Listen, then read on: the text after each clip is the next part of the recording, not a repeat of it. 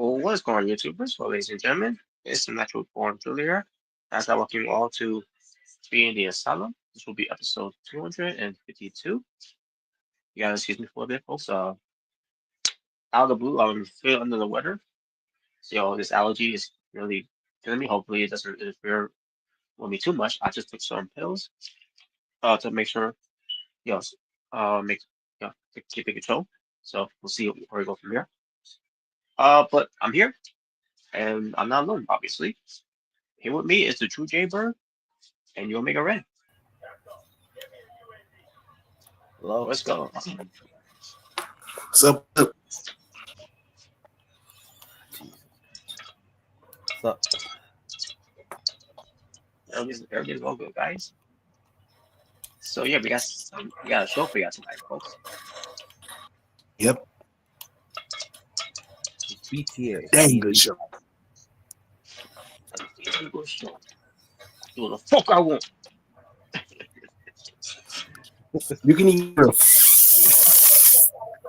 You want to eat? I was just watching those clips. Just went brought me back. Yeah. Yeah. Indeed. No one cares, Mark. Wow. Well, yeah, no one cares what you back to now. All right, so what are we gonna talk about? So that Cody quote.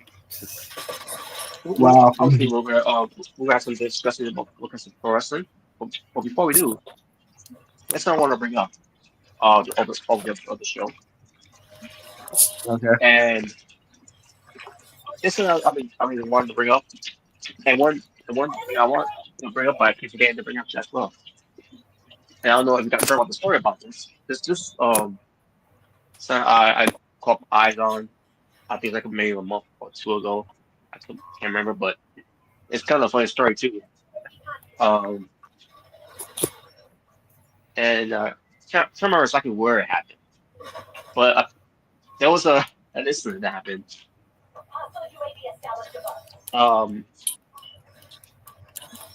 With this woman, basically, her credit was stolen, right? And obviously, she found the where her credit card was purchased. What is her the purchase of it that came and all right? And so they found the person that that had the car and all that, right? And but apparently this person that had the car and all, he works at this place that we all know very familiar of, a place called Chuck E. Cheese. Wow. Yep. What was going on now?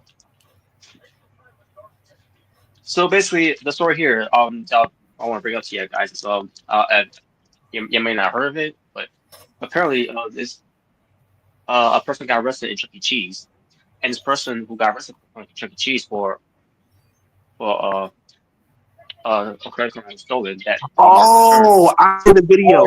I seen the video. Dude, that's a long time ago. I'm surprised you just barely knew about this. Yeah, I know about it. I know.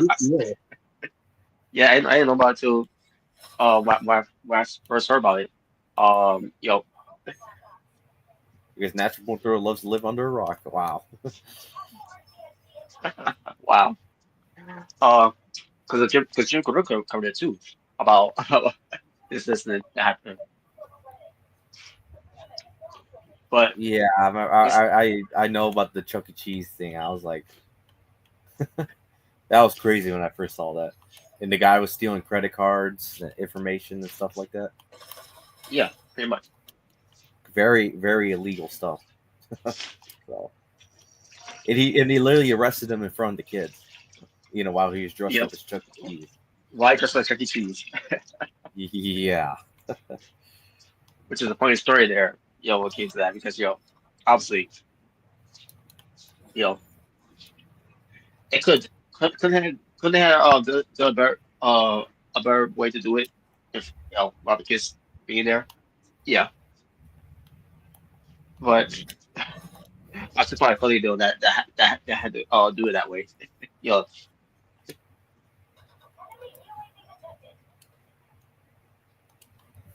Yeah. right, so I guess see, I know what's about that. Yeah. Yes, I know what you're talking about. Yeah.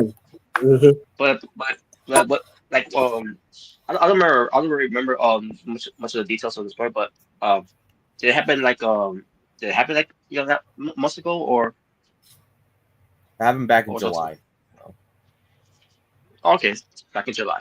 Damn, yeah. because I started watching the Raw. I forgot what the name of the channel on YouTube when it comes to it, but I'm pretty sure you know what I'm talking about. But that's where I found out from this whole thing. And you take a look at this guy who's under the Chuck E. Cheese your mascot. Yeah, not pretty sight of this guy, to say the least. Mm,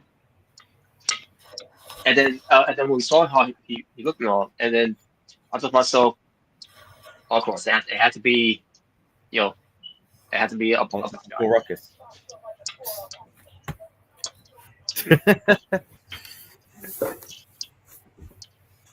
And not only that, but he reminded me of someone from YouTube that we had issues with. If he was if this guy was Caucasian, yeah, I think you know who I'm talking about.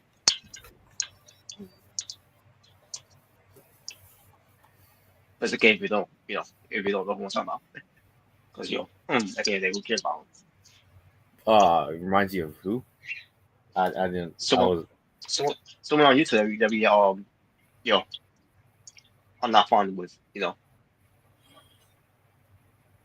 Uh, so it's someone we know. Okay. Yeah, someone on YouTube that obviously we, you know, not fond with. Is he? Does he have the same name as me? Certain magic. That's all I'm gonna leave it at. No, Okay, never mind. no. Yeah, He's got the I bet same, you don't get that reference. yeah, but he's got the same like a wrestler that we know in AEW, who's commentary for right now for Team Taz and Excalibur. He's got that first name. yeah, I don't. Yeah, I don't know. Yeah, it's fine. Or maybe I Who just forget. cares? Maybe I'm very forgetful right now. I don't know. All right. So that's one thing I want to bring up. Take down the way.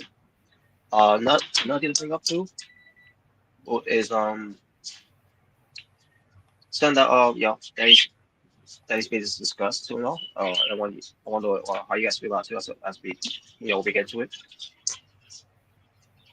Obviously, I already know about the story years ago with Michael Brown.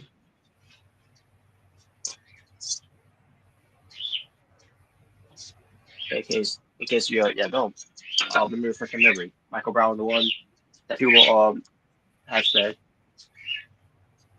you know, that when police went after him, for a crime that he committed. They said that he raised his hand, said don't shoot, and they shot him anyways. Does that ring Yeah. a Yeah, does that ring a bell to anyone now? Um, Yeah, I remember. yeah. So the person that said that, who's with a friend of his, I can't remember what his name was, but um, I'm pretty sure it was like Korea's Johnson, I think it was. But he's the one that said, that happened with who was with his friend at the time when that whole incident happened. That the whole thing of don't shoot because he's got his hands up and everything, right? Yeah. Well, if anyone remembers seeing that, the video, which you can't see it, you can't find it anymore. When it comes to seeing how it went down. Um, but but we already know about this story. Apparently, what comes to that whole thing, because we all, for those that seen it at the time, when it happened, that ends up not being the case. What happened with Michael Brown, which obviously we already knew that was the case, but people were when I say people, I don't mean to say it in that type of way, but those people that you know that said that try to spin the narrative of of course another black victim you know got shot by a police officer in police brutality as always so they also obviously remember that story and then the whole thing of marching down the streets and all that everything of that in signs of it of stopping to things that they said that they're cleaning up Michael Brown did was not the case at all. But again, if you remember seeing the video, that's not what happened at all. Because after he committed the crime and went after the basically went after the officer, and he continued you know to not obey to the law and all that, right? Because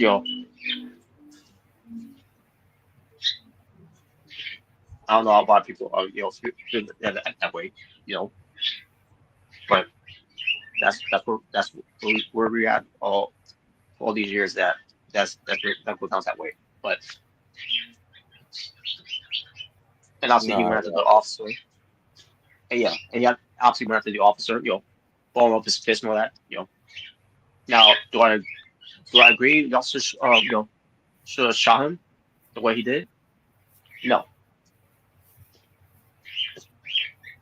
Not saying that what happened with Michael Brown, it was justified. No, it wasn't justified.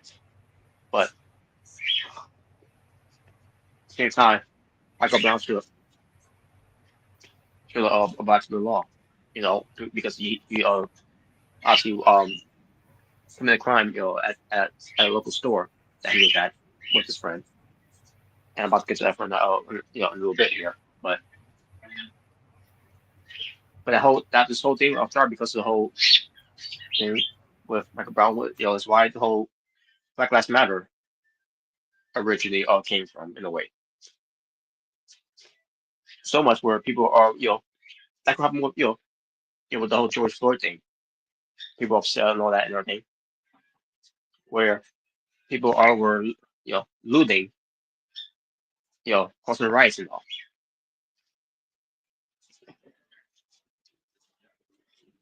And I find it funny when it comes to when you do Black Lives Matter stuff. It's it's never about black on black violence, which I'm about to get to right now here. Especially if they don't know the situation of it. They're just latching out because it was one of their people, you know, of their race.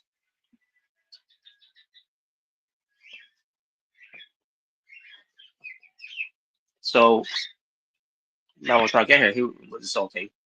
It was the same, friend of Michael Brown that's that lied about this whole thing about what went down with Michael Brown with the video evidence that shows otherwise. So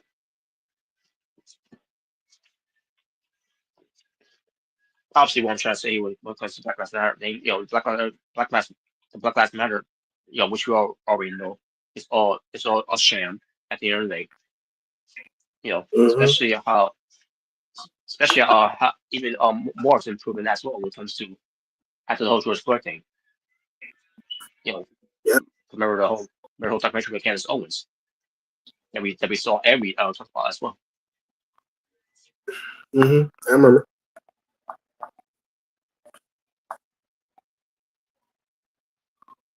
So yeah, so it's this friend of Michael Brown. Again, I can't remember if his name was Darius, Johnson, whatever. I'm pretty sure you're. I don't know if I heard about it, but apparently it was sometime this year I think it was.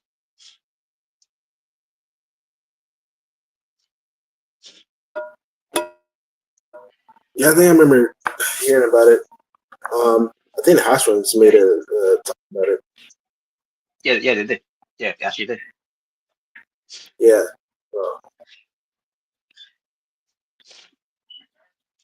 Yeah, so yeah, I heard about what happened.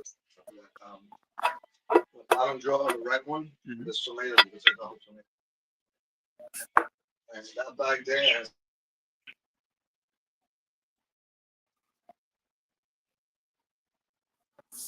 All right, that brought me. Okay, I got his name. Here. Dorian Johnson. That was his name. Yeah. He was totally shocked. Back in September. Okay.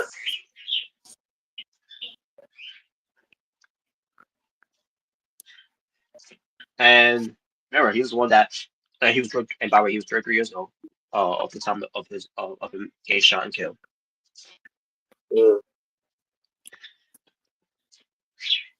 Now I don't know who was the corporate that shot him. But I'll tell you one thing. They can't say it was they can't say it was a white officer or Nope. anyone, because we hear stories like this all the time when it comes to that this type of neighborhood. You know, Yeah. black on black violence. That's basically what happened. Yeah, because if it was if it was a white guy or a white police officer, it'd be a different story. Mm-hmm. But since black guy killed him, barely anyone talked about it. Like it wasn't a big deal. Yeah, so I mean, I'm not surprised, and that's how BLM, operates. If you weren't killed by a white guy, a white officer, they don't care, and that's not newsworthy. They Exactly. can't use that. They can't use that to their advantage. So they just say Exactly. screw it. So yeah, I'm not surprised. Yeah, because remember, he was the one that said Michael Brown put his hands up and said, "Don't shoot," which was all lie. It's all lies. It's all right. Yeah, their hands up, don't shoot. Sorry, that never happened.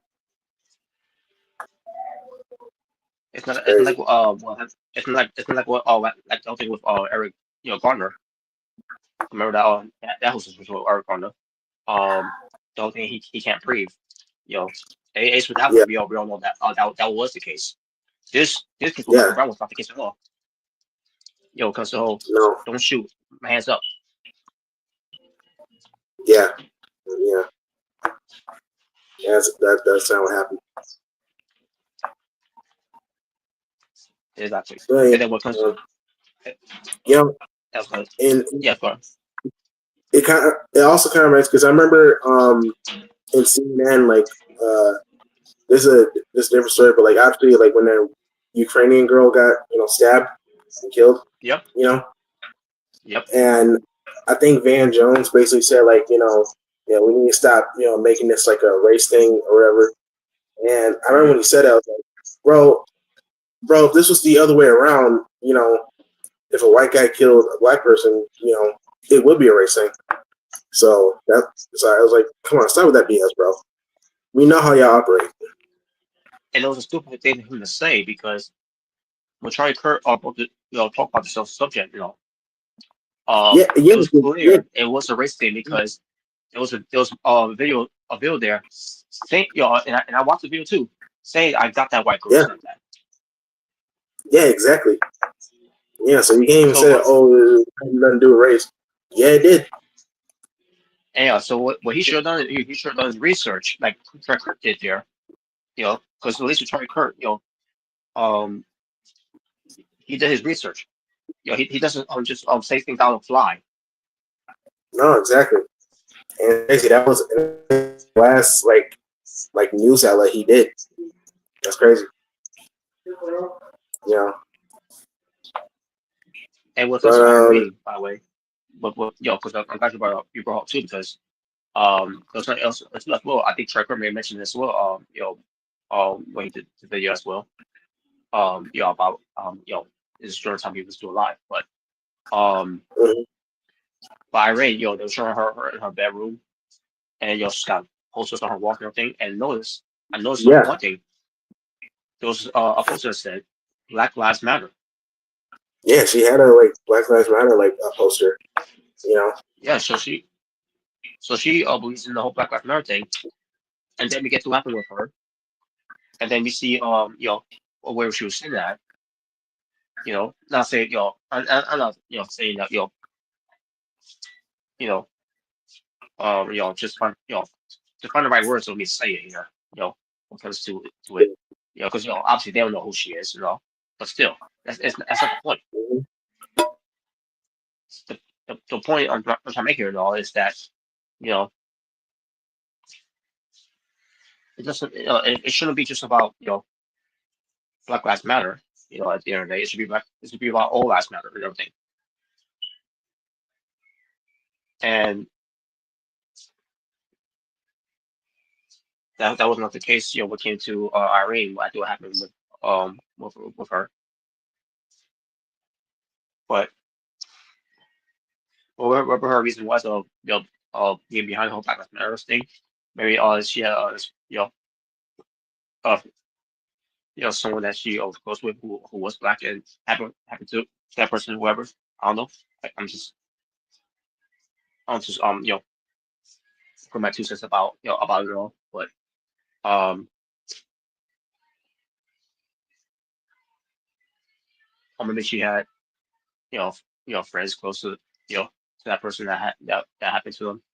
And then she's 100% supportive along with them.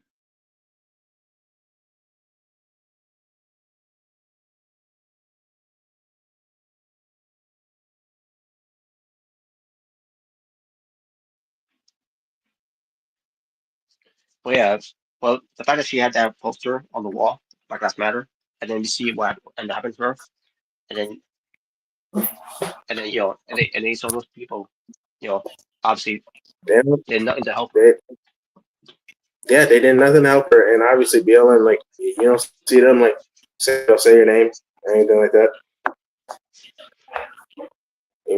She's supporting you guys, but Yep, and this is what she and this is what happens when she supports someone of their race, they'll return the favor. yeah, another fun thing too is that usually like CNN and these other news outlets they're like pro Ukraine, and yet Mm. they they barely cared what happened to the Ukrainian girl. Like where was his energy for her? Like where was it? You know, y'all, I mean, all for Ukraine and all, but y'all clearly didn't care about this lady. Y'all didn't make it a big deal. In fact, I mean, this story. I mean, at the time, this story was so big that CNN they had to report on it because I remember because I think around the same time, I think it was like a trans shooter that shot up a school, and they didn't report on it. So like and obviously the Ukrainian girl gets stabbed. That was a big story. So like they had to like talk about it because if they would have ignored it, obviously people would have like see what's going on. Like how come they're not reporting these stories? Talking about the Which is news.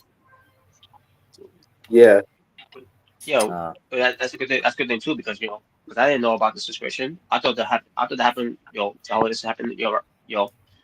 At the month of September, but they find out that it didn't happen. In September, it happened. Like in August. You know, Yeah. and it's one of the things that pisses me off when it comes to it. Mm-hmm. That the story, some stories that are not covered, that should be covered. Because something like this happens to someone. You know, Mm-hmm. because of the white girl.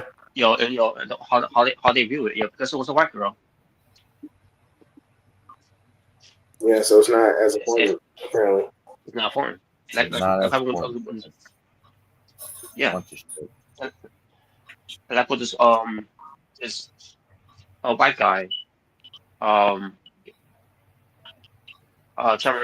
remember his name being Daniel, but I remember was it because he leaves behind a wife and I believe he had 3 kids, whatever.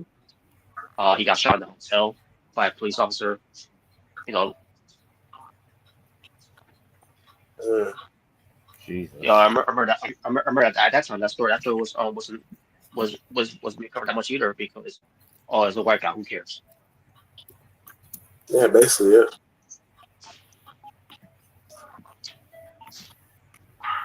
No, you're a liar.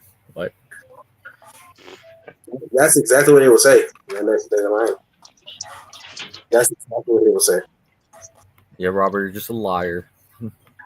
It's not happening. There's no proof. I bet you made it all up. New conspiracy theories. Yes, exactly. You're the Dave Meltzer of the news world. Oh no! Oh, the Dave Meltzer of the news world. Oh no! Oh no! You know how to make some the biggest bullshit news article you can ever make. Just say something stupid like, yeah, Trump says he's gonna deport all the Asian people. What? Oh God. Well, guys, we got someone on the backstage, so we're bringing him right now. Yeah, I was just about to say, yeah. John Cena's a Disney prince. What the hell? What? Get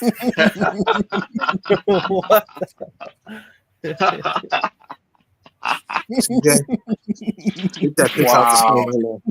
Get that out of there. That's amazing. I love that. That is just amazing. Weird.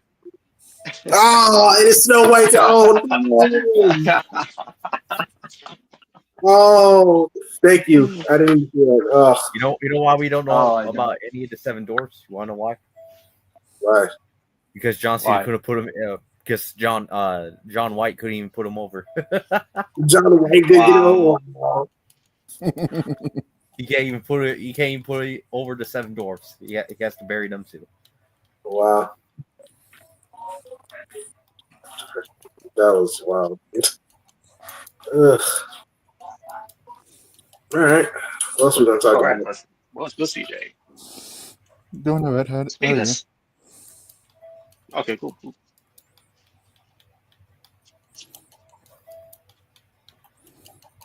Well, speaking of CJ, so you did a Lone Wolf had a match with. Oh yes. I had to fight 2 fucking job guys just to get in the Money in the Bank match. 2 job guys. Wow.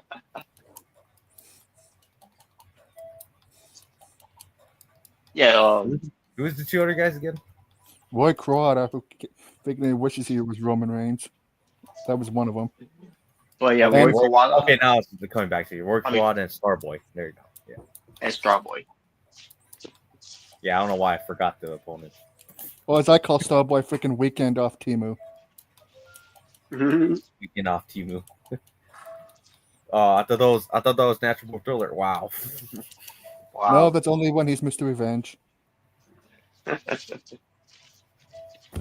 either way, CJ did get the win over on Starboy by making his tap out.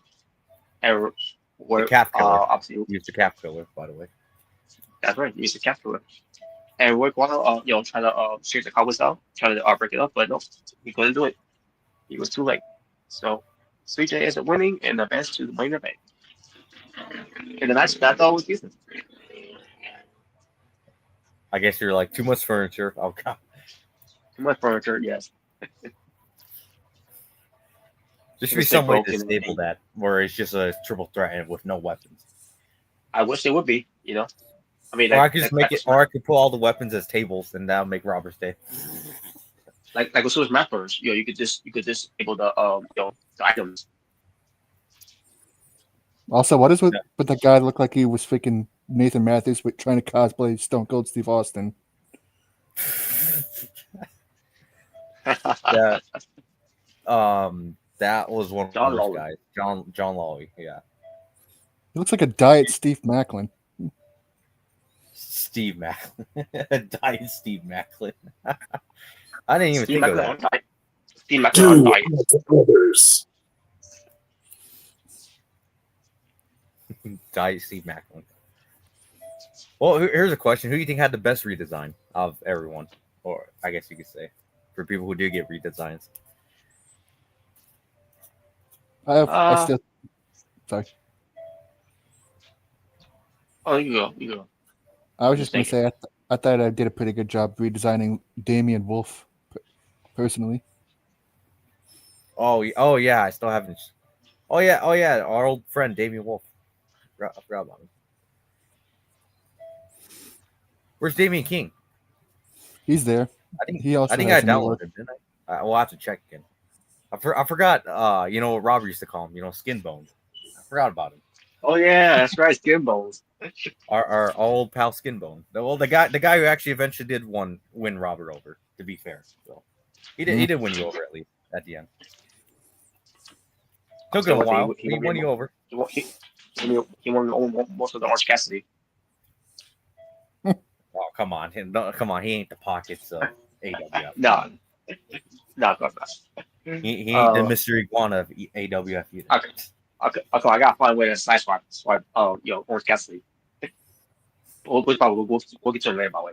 But I think to me. Oh, we're trying to do something with Damian King. We don't want to make him the Wheeler useless of the Wolfwood Order.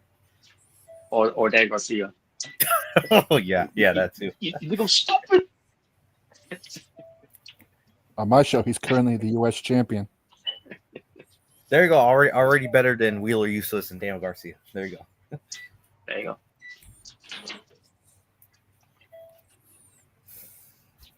But for me, it will be it had to be what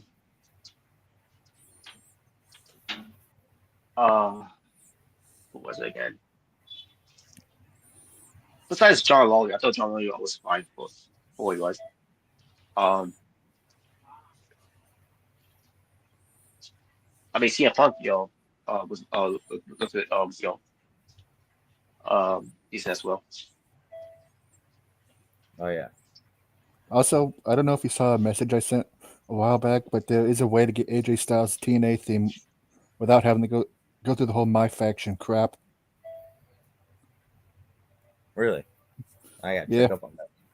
There's a guy freaking that uploaded a car of AJ Styles from his TNA days, and because he made it on PC version of the game, and he was able. Oh, I have to the PC version too. Maybe I should try to mod that theme song in. Like the version of AJ Styles. If you look up his TNA version, you should see a guy named What's the Status. That's the version. Oh yeah, I know What's the Status. Yeah, I know. That's the version you have to download. Then you could just copy paste AJ's entrance with the TNA theme onto my character, and I'll have my freaking proper theme that I should have. Not that freaking crap that freaking Death Rebel did. Oh, AJ Styles' theme song. Yeah. Wait, Yeah. wait, what happened? I was just ranting about not having AJ Styles' TNA theme. And how that Death Rebel theme of AJ Styles, when he had that Death Rebel theme, sucked, which it did. That theme song was terrible. Oh, the when he turned heel. Yeah, that song was garbage. Even listening to the video game, even listening in the video game, like this sounds just pure garbage. I actually didn't mind it. His heel theme song. It's not the worst thing I've heard. Of course you did.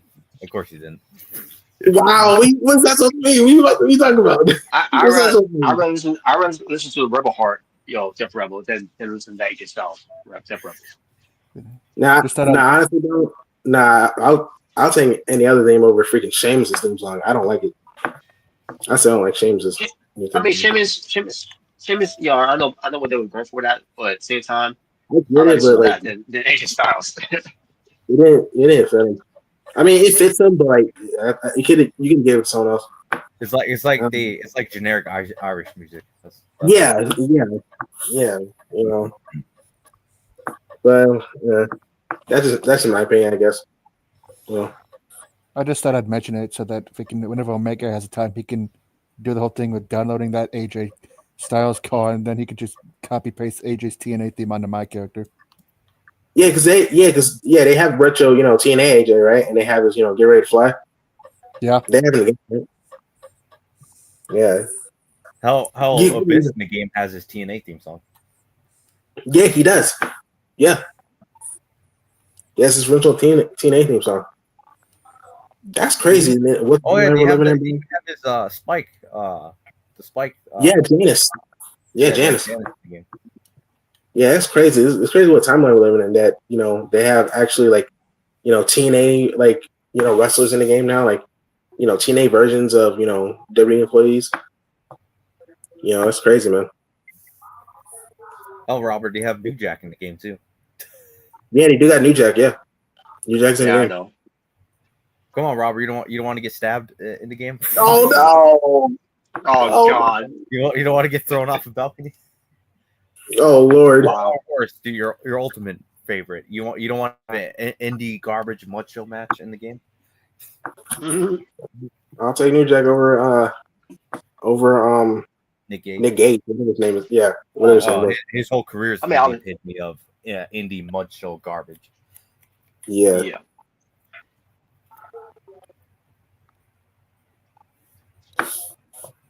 So at least New Jack knew how to talk in the mic, unlike Nick Gage. Exactly. Yeah. Well, at least people know who New Jack is over Nick Gage. Mm-hmm. I know who New Jack is. I mean, I know who Nick Gage is. The pizza slicer man, right? Oh Jesus! Yeah. Yeah, the man almost killed Terry Arquette. Yeah, that Nick Gage. Well, I never liked him anyway. Whoa! Wow. All right. Yeah. Don't you guys hate David Arquette? No. What? No, I mean, not really. No. No, we all know it wasn't his idea to make himself WCW World Champion. Vince Russo. Mm-hmm. I think it was great. I mean, I think David Arquette didn't agree with that. But Vince Russo's, that's Vince Russo for you. I mean, this man had a steel cage match, like a blindfold steel cage match in TNA. And so, what do you expect? No, be better. We should have Ben Affleck debut in WWE and he wins the WWE Championship. Oh, that would never happen. That would never happen. I'll make Robert stay. Would you love Robert Ben Affleck to get the WWE champion? Ben Affleck wrestling, get the fuck out of here. What, doesn't it Ben Affleck look believable? Wow. And what? What? And what? Exactly. In what? He's believable to look like being a bully. Well, I know you don't like him, but would you say at least he looks more like a man compared to Travis Scott, at least? Obviously, yeah. It will look more intimidating than Travis Scott. He looks more like a man compared than Jack Perry. I'll say that much.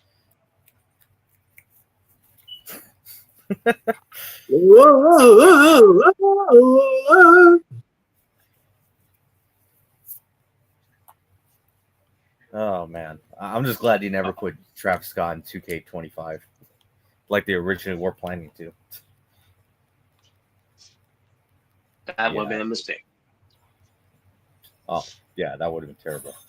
That would have been bad.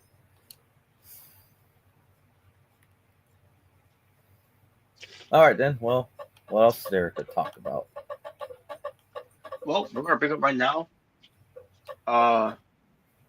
If I can start to pull it up here, we're gonna just go through again.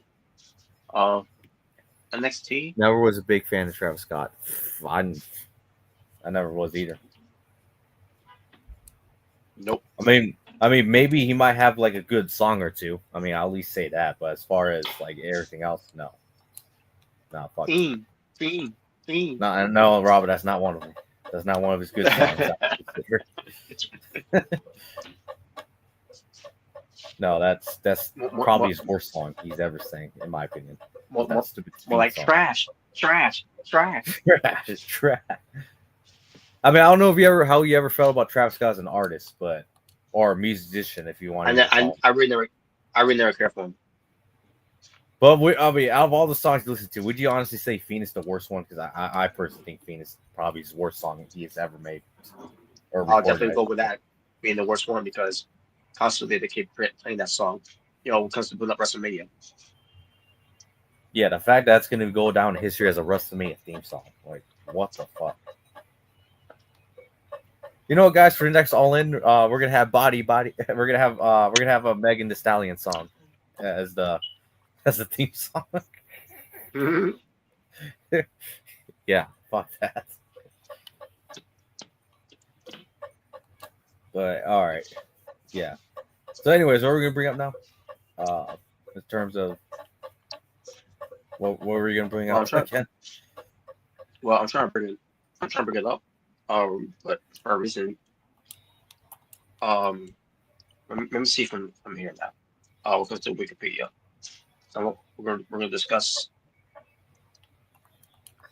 something here. Okay, here we go. Yeah, I don't know why my other phone ain't doing it, but so we're going to the results of what happened at NXT versus TNA Showdown of 2025 on October 7th, 2025, Orlando, Florida, in the fucking PC. In front of those dipshit, fickle fucking punks. They're the best fans in the world. Yeah. Doing the way. Oh. You know, they're doing that. I was always so angry. Oh, they don't do that. Yeah, they were doing that whole shit. You would think that fucking Jack Off Perry came out with Tarzan Boy. Yeah. But yes, Robert, from those fickle NXT dipshit marks. Exactly.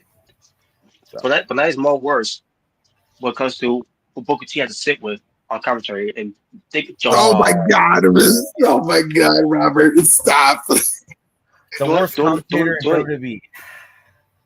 Wow. Doing the Jeff Hardy dance while he's on commentary, like. Come on, bro. He was marking out, man. Oh, I forgot he did that. Oh yeah. He's marking out like Max Record marking out, right? Exactly. I'm marking out, man. I was like, oh my god, they literally made Vic Joseph another Pat McAfee. Oh my god. I don't know. I don't know about that. Yeah, I don't think he's going like on top of the this table and doing that. At least he didn't go on the table to do that. Like, and he doesn't really. Yeah, Vic Joseph doesn't really do that a lot, so I was like, it was whatever. Like, I was just laughing at Robert's reaction because like we were reacting to it, and he said Vic Joseph was doing something disrespectful. I was like, wait, what are you doing? Like, and then I saw the dude was like, oh, really, Robert? That's what it was. I was dying. I was dying laughing, bro. Come on, Robert. What if he was a fan of the Hardy Boys as a kid? Yeah, exactly. Hey, we all were. That's me. We all get the look at the fools, doing that dance. No, you're lying. You would do it. Wow. I mean, if I would do it, I would do it in the Mike Chester style. It would be way better than what Roberto D. Joseph was doing there. But I digress. So yeah. So we're gonna get to the first match that happened here.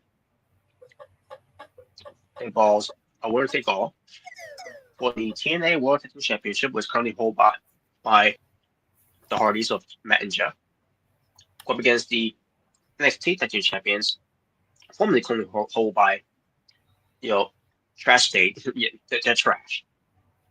Trash State, but, shit, whatever the hell you want to call them.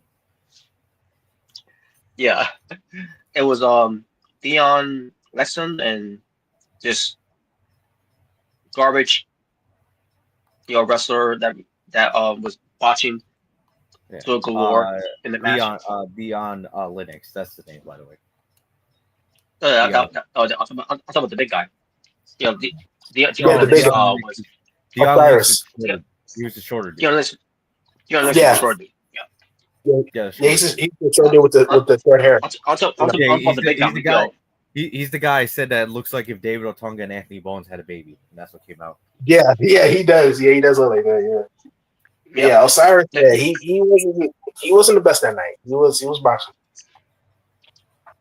When has he ever been? When has he ever been the best? When has he ever been great? I mean, damn, damn, that's kind of harsh. Of my team, never. Damn, jeez, that was harsh. I'll say this: at least he's no. What was his name? Trey Bearhill, or that trash. Oh yeah, yeah. He was that dude sucks. Yeah, I try to give him a chance, bro. Like, nah, he wasn't. or Hank Walker when he first debuted. Yeah, he wasn't there at first, but he definitely improved. And maybe Osiris will improve in the future. You never know, but we'll see. Yeah, hopefully. But you know what's that CM Punk mean? Oh yeah, I forgot. Okay, pal. Oh damn! Come on. You have some optimism, man. When he's like, "Okay, pal." Yeah, that's the one I'm thinking of right now. Yeah, I know you're talking about. Yeah, so but the match was 10 minutes and 44 seconds, and the match started off first off with Dark State beating up on Hardys, only for the Hardys to overcome it and beat them up before the match started. Wow, for the first time ever, we seen Dark State actually start something only for not to finish it. Yep. And the referee told him to get out because it had to be 2-on-2, and that's what it became 2-on-2. Yeah. That's the match all right. Yeah, the match was it was okay. It was an okay starter match. Yeah, the Hardys had to carry this trash team. Yeah, well, really, really Osiris, really, we'll try to. But I think he's good. It's just Deion Lennox is good. He's just trapped in a garbage group. That's the only thing. I definitely see a future for him. He has it kind of reminds me a lot of Kenny Dykstra in the Spear Squad. A great wrestler, but in a garbage group. Or at the time, when he was called Nicky, but Dolph Ziggler. Nicky. Yeah, that's a great comparison. I mean, it's not a good comparison, for Deion Lennox involved in Dark State. Yeah, well, I don't know if I'm comparing the Spirit Squad because that was something else. He made it compared to Core. Oh yeah, he compared it to the Core. It's like, oh no, got the Core, the freaking leftover Nexus. Oh Lord, the leftover Nexus. That's why I always called them. That's why I always called them the leftover Nexus, with the Ezekiel Jackson part of it. Oh Lord. Oh man. But yeah, or you know what? That could remind me of Josh Alexander if you want to go for in a current day term. A great wrestler in the garbage group. The Don. Oh yeah, man. Yeah, that's definitely better. Yeah, because I don't know what they're doing, Josh Alexander, bro. I don't know what they're doing. What he's not doing. Not only he's not winning, but he's not cutting a promo. No, I don't remember the last time he cut a promo in AEW. If he's even ever cut a promo at all. I don't even know. Ever did. If he ever did, yeah. I don't believe he's even did. I don't believe he's ever even cut a promo. Well, I'm pretty sure he's never has. I don't recall it. I see Rocker Romero cut more of a promo than Josh Alexander in the Doghouse family. I still don't get to this very day why the hell is Rocky Romero in that shitty ass group. I have no. Other than because Tripper it'll be a part of it, and I don't know. Yeah. Fuck. Well, we'll get to more on that later, by the way. Oh yeah, when it comes to it just makes no sense. It makes no sense why Rock and Roll part of the group. There's so many guys that are a part of the group. I'm like, why the hell are these guys even in this group? Yeah, exactly. Well, yeah. So the Hardys are your new, you know, NXT Tag Team Champions. Because of course they were not going to lose. They were never going to lose if they went off that. Yeah, and also Team 3D. I mean, the Dudley Boys. They were watching Well, the crowd. I think we can all agree that would have been stupid if they had them lose. Just so we have Darkseid versus Team 3D. Like, fuck out of here. No one, ain't no one. Yeah, that would been a match for to do about Glory. No, with it. Yeah, it would. It was smart. It would. Yeah, But I mean, we already knew. Robert, who put over Darkseid though? They beat the Hardy Boys and the Dudleys. Do you really want to piss them off? Who cares about the fan? Wow. Darkseid. But I'm not saying that I'm not saying they're gonna be like Retribution. I'm not saying that. I'm not comparing that to them. You know, but that I just they say it's special about the whole group. I still don't know what the purpose of them to begin with. Or they're causing chaos. That's the point. They're causing chaos. You know. Oh, yeah, they're causing chaos. Yo, I'll be not watching. I'm watching. I mean, we knew the Hardys was gonna win. I mean, they even said like in one of the vignettes, like, you know, the NXT tag team titles are the only WWE tag team titles never won. So that alone kind of spoiled it. And also, you know, Bound for Glory is coming. You know, they put the titles on the line. You know, for Team 3D in the tables match. So you kind of knew where they were going with this. So yeah. So. And yes, I guess you could say they're Grand Slam. I guess you say they're Grand Slam tag team champions in a way. Yeah. And I hope eventually they get put in the Hall of Fame because they deserve it. Yeah. All I gotta say is, are they gonna be next to go in the Hall of Fame? That makes you wonder. Yeah. All I gotta say is, you know, AEW could have done this, but you know they didn't.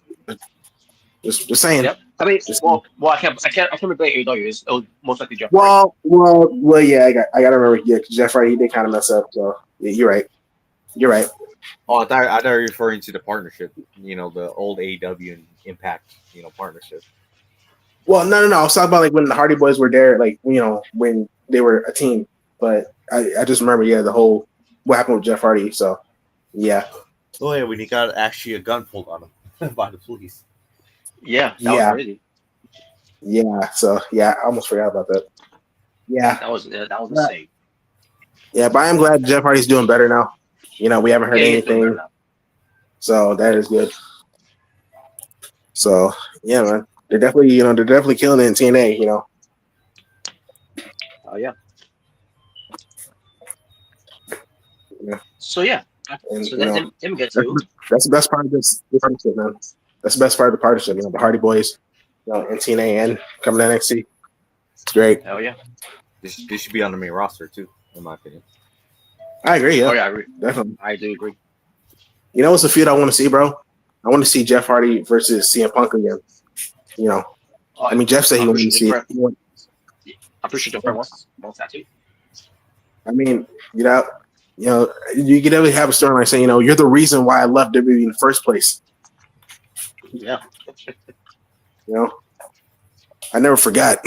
I never got my payback. So it'd be different. It'd be a cool story. It'd be interesting. Know how to make it more interesting. We'll have CM Punk make fun of Jeff Hardy's drug problems. Oh no! Oh no! Not again! Oh no! And then Jeff Hardy can say, "Well, at least I didn't get fired from. Company." Wow. Wow. Yeah, at least I didn't go to media scrum and air out all my real life issues. Oh no! Wow. There is some dirty laundry there. Yep. All right. So they get to the 4-on-4 women's Survivor Series style match in the elimination rules with Jordan Grace, special guest referee. I thought she did a spectacular job being referee. More so than I say about the Hartwell. Yeah, I love the outfit. Yeah. Oh, I love the outfit too, Bobby. Yeah, more. More. I wish I could say more so with Indy Hartwell with her being a trouble referee. About. Oh yeah, she was a guest referee. I was gonna say I loved Indy Hartwell's outfit. I mean, her outfit was great though, but as far as referee, not so much. Well, she's from Australia. We expect. Wow. I mean, his reach Well, class that's is good. Wow. But more of Are indie you guys wrestling remember than Bianca Belair's indie special wrestling. guest referee outfit? That was great too. Oh yeah, I loved it too. As far as a referee, um, I'll say it was better than Eddie Hartwell. I'll say that. But yeah. I don't know. I feel like All right. who's been the best special guest referee as of recently? I would say LA Knight probably. LA Knight. Yeah. Hell, I heard he was the one who called the audible for the finish at WrestlePalooza after Jay got hurt. So I mean, I'll say yeah. I mean, if he saw, he said go for the spear to Braun Breaker. Yeah, I would yeah, say on yeah. camera, go for the spear, which is pretty much him saying go for the finish, which is obviously the wrestling term of in the ring when it comes to actually finishing up a match. Just go for the finish. Mm-hmm. So yeah. All right. But back to this match. This next match is Team NXT. The team captain, who's the NXT Women's Champion, JC James. And then we got Jakara Jackson. And we got the WWE Women's Speed Champion and NXT Women's North American Champion, Soruka, and Lola Vice. Yeah. Taking on Team TNA from NXT. Kalani Jordan, who's the TNA Knockouts World Champion. The inspiration of Jesse McKay and Cassie Lee. And Mara Sade. I mean, Jakari Jackson. I mean, Mara Sade. Yeah. Yeah, that's what I'm. I don't know. What name do you like better? Yeah. Car Jackson. By the way, Sade. Which name you like better? I mean, both are good. None of them are bad names. Both are good though. Yeah. Well, the name doesn't matter because at least she still looks sexy. There you go. Yeah, you could say Inspiration was looking pretty iconic that night. Looking pretty iconic. Iconic. Pretty much just the ex-WWE wrestlers and that's exactly what I thought. Because I mean, you got Iconics and Jakara Jackson teaming up with Kalani Jordan. So that's kind of how I saw it. But Well, think of it like this: it could have been worse. You could have had Tessa Blanchard represent Team TNA. Yeah, could have been worse. So. Yeah, could be worse, or worse, or even more worse. Alicia, Victoria Crawford. Yeah. Or I call it Alicia who gets up for. Wow. Yeah, I mean, you already know Tessa Blanchard was going to be there. All the controversy, WWE ain't trying to have that. They ain't trying to have that right now. Nope. Yeah. That's more of a TNA problem. But, yeah. The most they'll probably do is probably have an NXT wrestler face her at TNA. So that's the most they'll probably do. Mm-hmm. Now I gotta bring up the whole thing with Mara Sade because she, set up Jada Parker to go for her moonsault. The problem with that is when she went for a moonsault, which it did look good. The problem with that is she overshot it. Basically, completely missed Jakara, Jakara Jackson, Mara Sade. Again, it's gotta be and use call her Mara Sade now. No, that's she's not in WWE. Because that was her WWE name, Jakara Jackson. But Mara Sade, even though she overshot the moonsault and all that, at least she didn't, act like that didn't happen. What she missed and no sold it. So she did sell it. At least she credit too. That at least she sold it where she missed. And then she was holding on to her. Her I guess we can't say the same for Beast Mortals of Vikingo, huh? Nope. And I can also say the same with Tony Jordan from Victory Road, which she took the powerbomb and pretend that she not got powerbomb and she just no sold it. Oh yeah, just no sold it. Or worse, all those Kenny Omega, Young Bucks, Wasp matches in AEW. Too many to count, but plenty times that Pretty happened much. too. Or Pretty every much. Pac match too. Oh, I'll get to him later, by the way.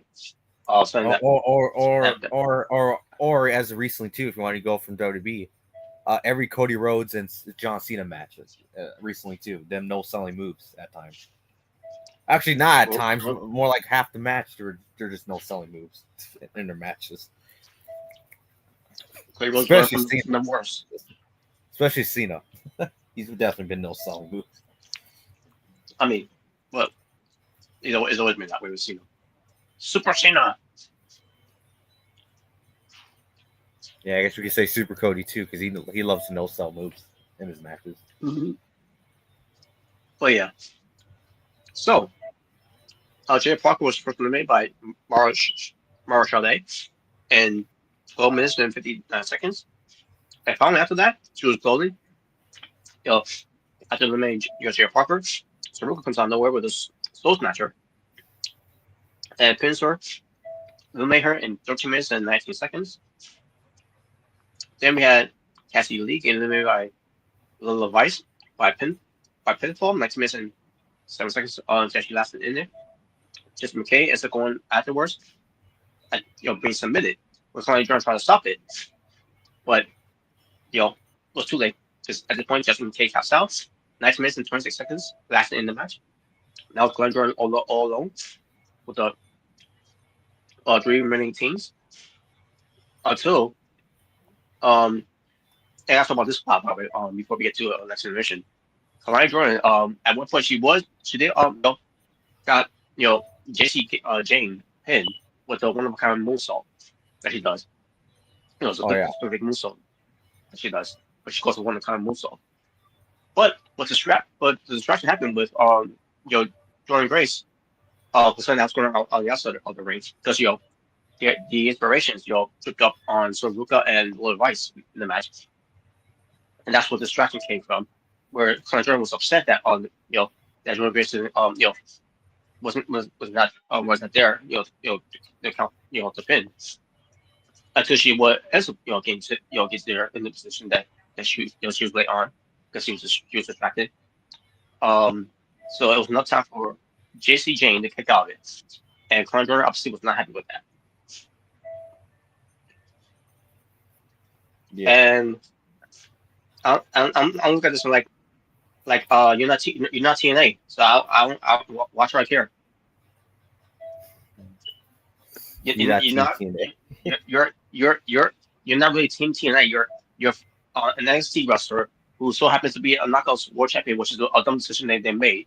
This is going to be what they was going to do going into the show here. Yeah, Kalani's a traitor. Yeah, she's a traitor. Don't worry, though. Yeah. At least Indy Hartwell's going to win it from her, right, Robert? Aren't you happy? Wow. Yeah, I am. Yeah. She most likely won one. Yeah. Because again, Kalani Jordan was never supposed to be the champion, anyways. I don't think there was any. It'd be not a champion because Ashley Valigan's got unfortunately is out. Yeah. Yeah, so I think Indy Hartwell will get her moment at Bound for Glory, and that's when Best Alone can come out and celebrate, Just like how I think Trick Williams is going to lose the TNA World Title at Bound for Glory too. Yeah. Mark, you guys going to miss him as World Champion? Wow. Not really. I mean, it was great that he had it, but the whole partnership with TNA and NXT, for me, the champion, should mean that he should have been on TNA a lot more. But I get why, as part of the story and everything that he's not really for TNA, which that's really his story, But don't worry, Rob. It's only a matter of time for WWE buys TNA. I mean, probably, maybe we'll see. And then we're gonna have a show called WWE TNA. Oh god. WWE TNA. Wow. WWE Impact most likely. Oh yeah, WWE Impact. That's why we're gonna call it WWE Impact. Yeah, it's gonna be called WWE nonstop. Oh, there's probably some wrestlers that probably stay there and be like, "Oh, well, we're going to go there anyway, so I don't care." All right. So we get to lower Viking made, and the way this was happened was, Jesse Jane, was on the apron, and this is what part where there was some match that happened by the lower Viking, I think it was, Connie Jordan, but the Connie Jordan reverses, and then as that happened, the lower Viking just right into, to Jesse Jane. This reminds me of what happened with 1993 with Owen Hart, being whipped into the ropes by, I believe it was by Shawn Michaels, into Bret Hart, who's on the apron as well. And Owen Hart was upset with that Bret was on the apron. And caused Owen Hart being eliminated from the match. And in this case, this is exactly what happened with Lil Vice. Lil Vice was upset with Jesse Jane in the way there, be on the apron. And Klein Jordan took advantage of it by going for some type of angle sand that she did. And it was enough to eliminate Lil Vice. Yeah. So now it was between Jesse Jane and Saruka, the final two of NXT, versus Connie Jordan from TNA. Not really, because she's NXT as well. But in the end, yes. But Lil Vice was gone for 22 minutes and 21 seconds. And then we get Connie Jordan game soul snatch by Saruka. Only for Jesse Jane, because when Saruka's going for the move there, Jesse Jane managed to attack herself in the match. She knew what Saruka was going to do there. That's the finisher. And Connie Jordan got caught in it. Only for Jesse Jane to steal the win for the team. And Team NXT wins. And the match lasted 3 minutes and 11 seconds. And obviously, Saruka was not happy that Jesse Jane was what she did there.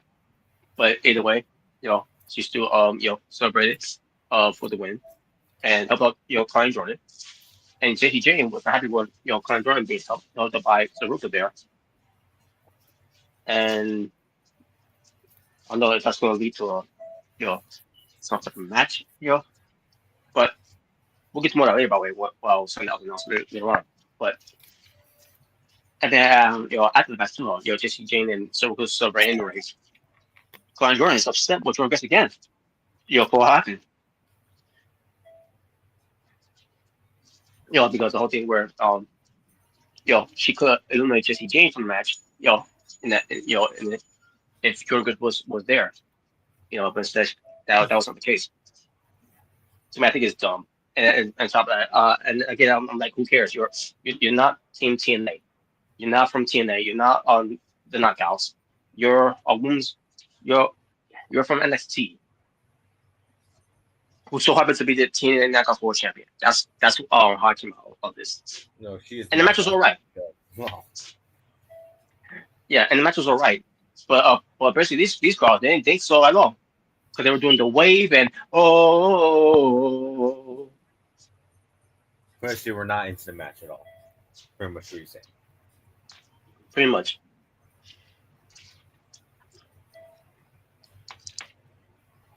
Well, then we get to the match that we all thought was match of the night for the NXT North American Championship.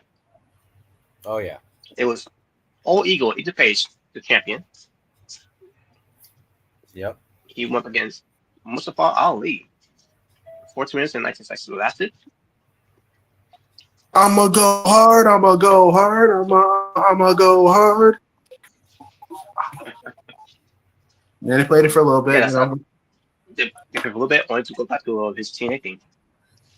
Hey, the fact that they played it in the first place, I'm cool. I'm fine with that. Yeah, man. This was Mustafa Ali's chance to finish the story because 2 years ago he was supposed to have a match at No Mercy, for the North American Championship with Dominic, but it never happened because he got released. So now he tried to finish his story. No, it never happened. Yeah, he finished business. Well, yeah, didn't happen, but damn, was that a good match? That was a damn good match. Really good match between Ethan Page and Mustafa Ali. Sure. Yeah, Rob, he was happy that your boy won. Yeah, your boy, you retained, bro. I figured I figured it was going to win, but how they did it, they made also convincing that he was going to lose too. Yeah, I thought they did a good job with that, but I thought so. Oh, the guy that should kind of somebody won here, and then it kept on doing what they're doing in this match. So this match was incredible. How they did it. Yeah, and also because I remember at the end, I remember I remember Mustafa he did a suicide dive on near the announce table, and I remember you saying, "Oh my God, Big Dog's right there! You could have got him." It's like, Robert, stop! You could have got him. You should have got him. They should have got him too. So that was funny, so that happened. And I remember Mustafa Ali foot was some cable who stuck to his feet, right? And Ethan Page took advantage of that, and he pushed him off. He pushed him off the turnbuckle, and he flew onto the ground. I was like, oh, yeah, to the barricade. Yeah, I was like, oh. And once I saw that, that was nasty. I was like, yeah, it's got to be over now. It's got to be over. And I think he hit the twisted grin to get the win. Yeah. And he is still your North American champion. Yankee North American champion. I'm not gonna lie, man. I think boom, bang, bada bing, twisted grin. Multiple Ali. Oh man. Ego. Yeah, I still remember that. Oh yeah, the Cuddy Cutter. Yeah, I remember. Oh yeah. I remember that. I saw what y'all were talking about when you told me that. I was like, oh, okay. Yeah, that's what they told. Go back and watch it when he did it, and you're like, oh my God, he did it the exact same way I described it. Yeah, I was laughing with these. Oh my God, that's exactly how Robert described it. That was funny. That was like, wow. But all ego, Ethan Page, he's still your North American champion. I'm not gonna lie, man. I think he might be one of my favorites to hold the title. I'm not gonna lie. I've been enjoying this reign so far. I'm really enjoying it. More so than Wesley. Well, no, I'm not saying that. I still think Wesley. I think Obafemi Wesley is probably my most favorite. The Velveteen Dream. Maybe a little bit. Not saying he had a performance match. You Velveteen Dream, but wait, Carmelo Hayes. Nah, I still like Carmelo Hayes when he was North American champion. Like when he was the A champ, I did like that. Especially when he won the NXT Cruiserweight Championship. When he unified it. That was my favorite time with Carmelo Hayes. Yeah, but he's up there, man. Ethan Page, he's up there. I'm really enjoying what he's doing. He's killing it, man. I'm telling you, bro. He's had a great run at NXT, man. He's had a great run. This might be his best. Yeah, he did. He did fumble with Ethan Page because look, they're presenting him, man. He became NXT champion, and now he's North American champion. He's killing it, man.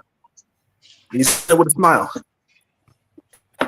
Yeah, still with a smile. Still hate him though, but anyways. Still hate him though. Yeah. Yeah, man. Really good match, man. Really good match. But yeah, it was a much. match. Yeah, it makes you want to like Seth Rollins. Oh no. Oh God. Well, actually, I like him more than Seth Rollins. I was like, I hate him that much. Yeah, I'll hear it now. Do you hate him more than Ray? Oh God. Oh, Ricochet. Oh boy. Wait. Ricochet. Oh, wait, Ricochet. There's a beyond hatred of him. Do you hate him more? Do you hate him more than the Hardley Boys? You know, the Young Fucks, the Cucamonga Kids. Oh, Lord, the Harley Oh, Boys. they're both up there. They're both up there with each other. The same strategy of me hating them. What? Oh, yeah. What? Who? The Young Bucks and Ricochet. Do you hate them? Yes. Yes. Come on, you don't like Ricochet? Oh yeah. You know, make Robert say we're gonna have Ricochet and the Young Bucks become a group. Oh God. Oh no, that'd be worse. Oh, wow. Lord. We're gonna get to a moment when we get to Talk Tuesday.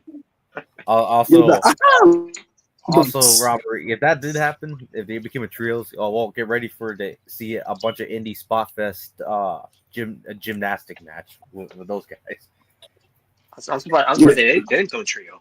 Instead, we got you know, be fitting for Ricochet. Let's have him have a match, but in a trampoline park. I think that would be the actual perfect match setting for him. Yeah, I mean that's Ricochet's style, you know. So he can invite Maddie and Nikki too. You know, Robert's favorites. Yeah, you know, be crazy. Like, you know, if Ricochet and the Young Bucks were a trio, and they do the trigger, and then they'll call it the trigger. Like, oh no. Oh god. Yeah, they'll do the V trigger thing, and then Ricochet at the same time will do the spear gun. No. Oh yeah. That's a trouble finisher, by the way. Fucking trouble finisher. You got a spear gun? Yeah, it's the fact he calls it a spear gun, you know, based off Yu Yu Hakusho, that's man. Change that name, bro. I like Yu Yu Hakusho.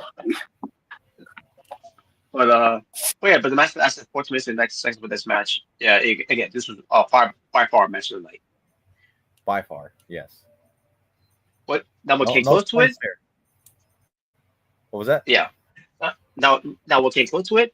It was like second best match on the show. First Ricochet's money, you all hating. Wait, what? Ricochet's money. Yeah, he is money. I mean, he's the money that Tony Khan wastes on every week for his contract. He sure did. Yeah, so he is money. Just not the money you're talking about, just a different type of money, you know. With Ricochet, there's more money with him when he was Prince Puma than there was of him as God, that theme song's terrible too, by the way. That theme song, the one he has. I think it's all right. Yeah, I get with it. Why they were going with the thing, but same time like this guy. Yeah, I don't mind the theme song. It's just the Ricochet, you know. And the intro is kind of funny. Well, I guess it's better than wanting to hear the the Cucamonga Kids theme song or the hard. Oh yeah, I don't really. Yeah, I think their best theme song was easily like the Super Kid party theme song. That's one. AEW theme song. Yeah. That theme song is way better. But goes back to Osaka say here, y'all hating? Yeah, damn right I am. I fucking hate him.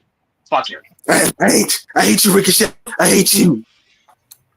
But I will also respect with him for be respecting Urban instead of that of her man. She needs to be with that left her because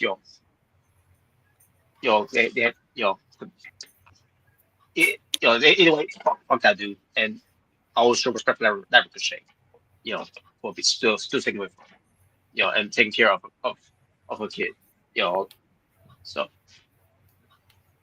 again that's sensitive subject to talk about, so yeah, I will give that person to Ricochet the other day, but their RH theme song was solid. He's talking about the Young Bucks. Oh, okay. Actually, I know what you're talking about. Yeah, actually, I wish I would bring that back. I wish I would bring that back, because this theme supposed to be for Young Bucks. We need Okada to bring his old theme song back too.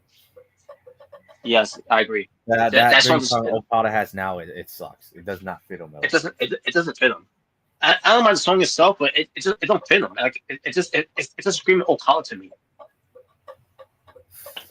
I think that theme song fits more like Kyle Fletcher than it does Okada, in my opinion. Pretty much. And Kyle Fletcher's got a great theme too, by the way. Yeah. So, all right. Temporary theme song. What was that? I said I like Temporary theme song. It's like a remix of The Best Friends in a way. I don't remember what it sounded like. Yeah, we have to remember how it sounds. Yeah, I actually don't remember what it sounds like.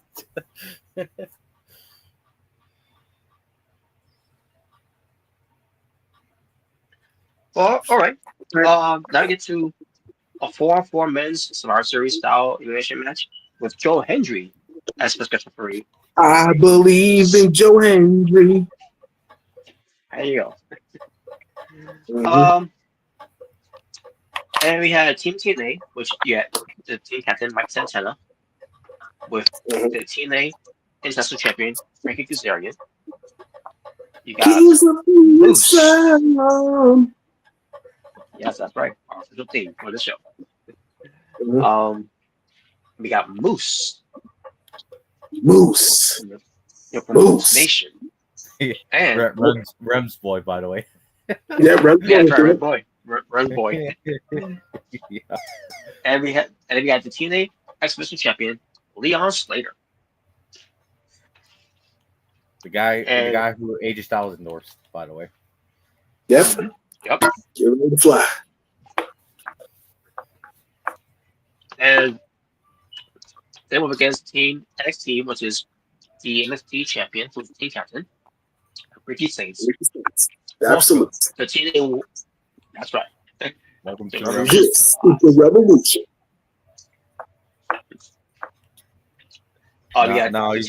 He's better off teaming up Big Bill. Oh God. Oh Lord. Wow. Why I didn't mind that pairing. I didn't mind the team. I just hate who he feuded with. Yeah. Jared Hogg, more specifically. Mm-hmm. Yes. What was in the Golden Jets? It was the Golden Jets, right? With Kenny and Jericho. Yeah, the Golden Jets. Yeah. The Golden Jets. Remember that? Just like that. Yeah, the Golden Jets. Yeah. Come on, that team was money. Oh God. I don't remember much about it. So much. It went away. Ken Omega had to go away. Well, Ken Omega actually had a real reason to go away at that point. Yeah. That's true. Yeah. Yeah, he did. But TNA World Champion as well. Trick Williams. Whoop that trick. Yeah. Whoop that trick. That's trick. Trick Willie. Trick Willie. Yeah, Javon Evans. Your boy is bouncy. Oh no, wait. Let me do it. Your boy is bouncy. Oh, let me try one more time. I heard it. Your boy is bouncy. Your boy is bouncy. Okay. Yeah. They play. And Miles Bourne, aka Randy Orton. I hear voices in my head. They talk to. Oh wait, wrong guy. Yeah. They talk to me. They talk to me. Miles Bourne never had much of a showing, No. Other than doing the dive and doing a couple moves, and then he gets moved back for Kazarian. Well, who cares? Who cares? At least he gets to go home and bang Stephanie Becker. So who cares? That's true. Yeah, That's true. That's a win. That's a win. That's true. Yeah, that's a win. You win. But he was in there for 2 minutes and 21 seconds. So. Yeah. You know what? Maybe. At least they gave him a little bit of a showing. They at least didn't do the whole thing with like they did with Walter and Drew McIntyre. Yeah. No, maybe that's what he was doing. Yeah, I would do that too. But then we had Javon Evans in the main. And then his office that he was doing. He got Yeah, Van Slayer. Yeah, yeah. It was making it a 2-on-4 situation. Yep. He was bouncing all over the place. Yep. But he was in it for 11 minutes and 14 seconds. And then we had Trick Williams. Let's start with this one. So Trick Williams was going for a tag to Ricky Saints, but Ricky Saints was somewhere on the outside of the ring from Team TNA.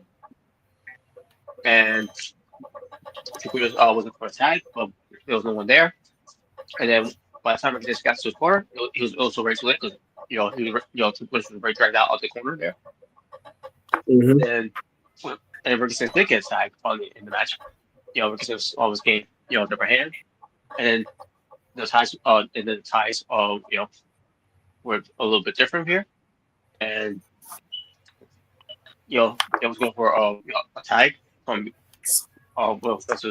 different teams. Ricky Saints going for a tag to Trick Warriors to walk out. Which I predicted that was going to happen. He was going to walk out on his team, which he did. You did predict that. What happened? Yep. And it was Ricky Saints all along. Yep. Just like JKV. Well, that was it. Yep. So wow. So what was that about Jesse James saying that about Clay Jordan being a traitor? You should look at Trick Williams now.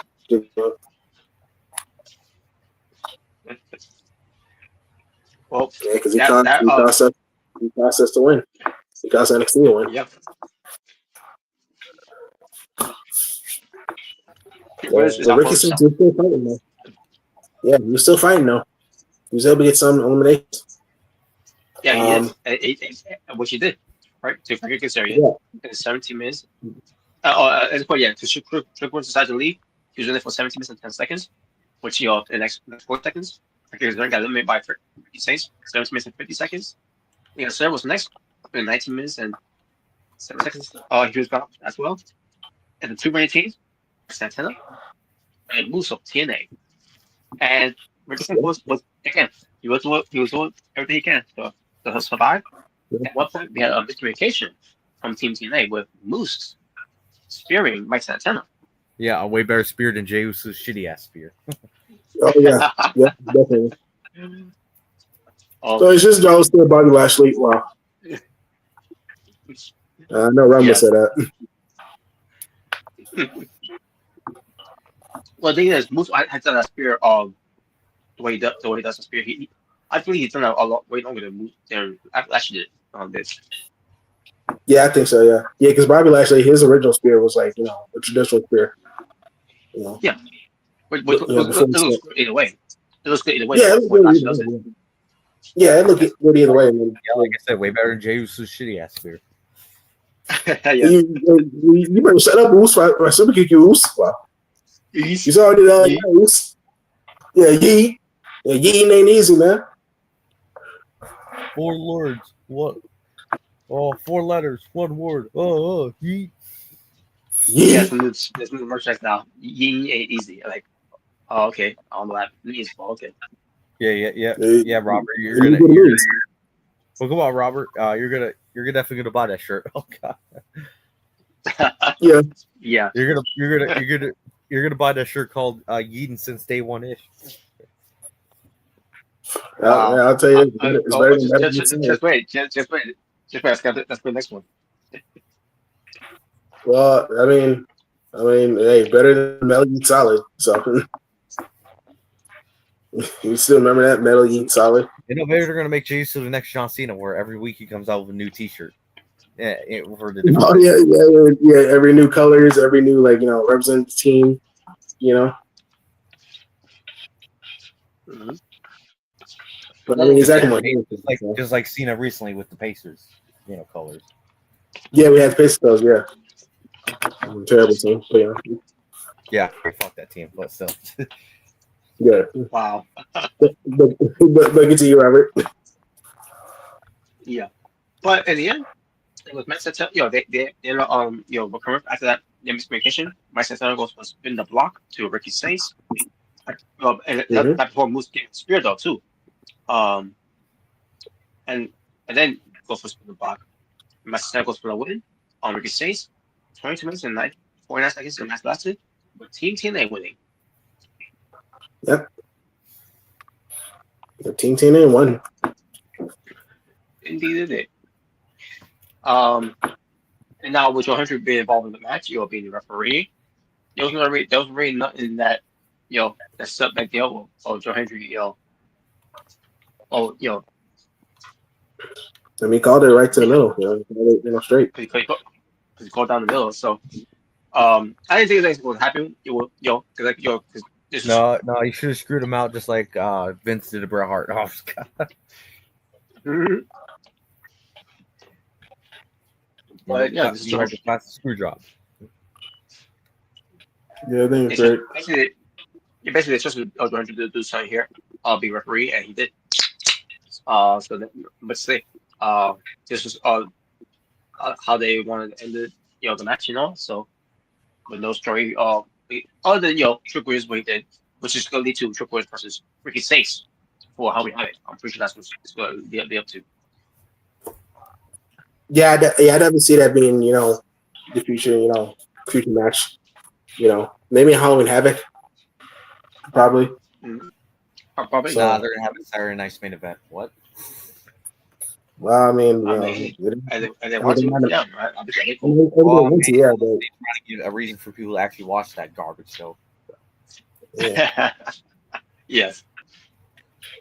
But it was over because the show ended with Ava and Santino Marella. They were talking, and Ava basically announced a bad word for the women's to see who's going to become the next number one contender against the NXT Women's Champion, Jason Jane. And they also going to include TNA knockouts to be in the match as well. Yep. I think Tessa Blanchard's the win. Oh God. Yeah, I think myself. What they have to start in the match? Well, the only way they would have her is if she wears a mask or something. If she wears a mask and we don't know until TNA, it's like it was me. Oh yeah, they got her on scratch as late fighter. Yeah, exactly. Yeah. She's gonna try to pull a Fabulous Moolah. Oh boy. Little Shaw. I remember Lil Shaw did that as well when she went up against Sable. Yeah.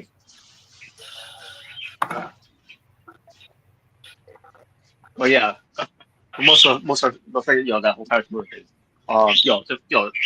The not so fabulous movie, let's just say. Yeah, not so fabulous. Yeah. All right, but that's the show. After the show was I'll say one thing. It was better than the show we're going to talk about right now. Title Tuesday. Hello Tuesday. Yes. Yeah, I didn't see the show, so I don't know what happened. Oh, of course you didn't. Well, I mean, we were watching. I'll blame you. I'll blame you if you didn't. The show was not special. Yeah, and you don't hate special. You wow. wow. Wow, clever, smart. No, but all I gotta say is, from the clips I saw, I didn't watch the whole show, but from the clips I saw, all I gotta say is, yeah, just seeing a fucking Molotov cocktail, yeah, that was already enough for me. I'm like, no, I'm done. What? Robert knows what I'm talking about.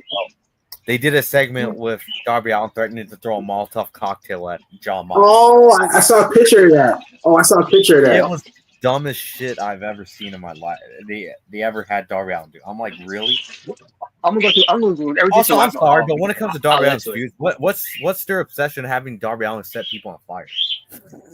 Yeah, like he's becoming Kane. He's becoming Kane, bro. Like, I really don't know. Turn Darby on the heel and threaten to set the Bayfaces on fire. I mean, just do that. Yeah, he's trying to kill John Moxley. Maybe Hangman Page and Darby Allin should become a tag team and be called Team Fire or something like that. Yeah, team, Team the new Fire and Desire. The Fire Brothers.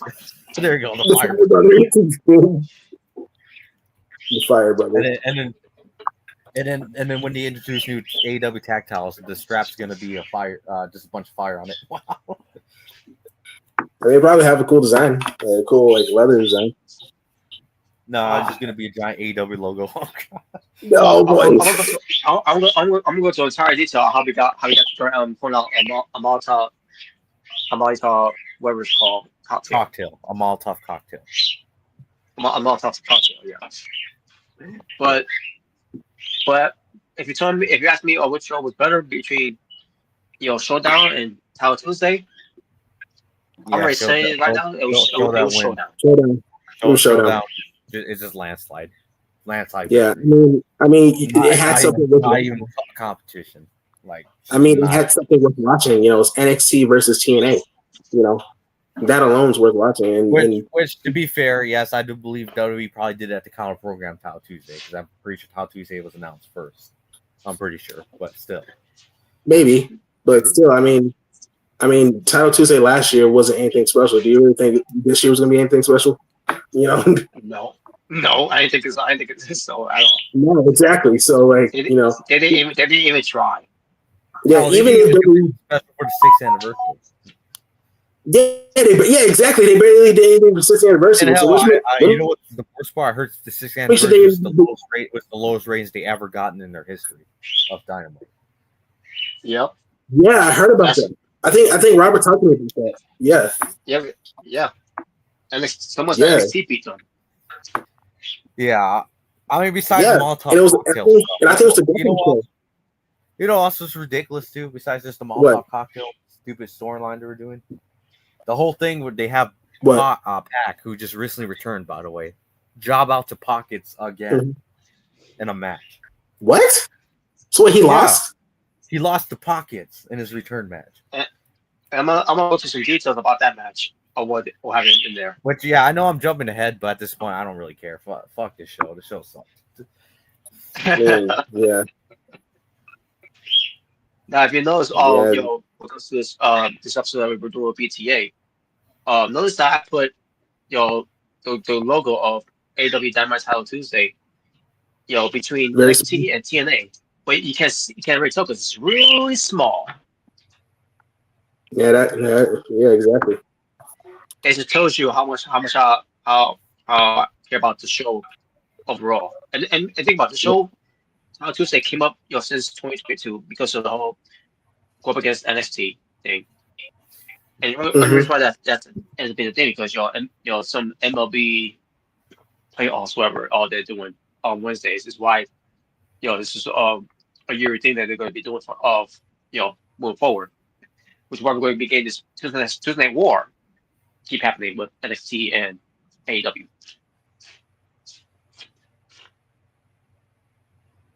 At least try. And yeah, they didn't even try. And this was also the homecoming because this was in Jacksonville, Florida. And I think so. You just did a homecoming. Like the only difference here is that they're calling it Title Tuesday, and they're back to Jacksonville, Florida, at Deli's place. And I like they just did a homecoming, not too long ago. Well, yeah, but NXT did it better, so we had to go back there. So last year's homecoming or the 5th anniversary or whatever the hell they called it, right? Yeah. At least last year they brought back the old stage, the original AEW stage. I remember. I realized this year they just had the regular Dynamite stage. Yeah. Yeah, he did not even try at all. He didn't try. Not even, no effort whatsoever. Not even once. Nah, bro.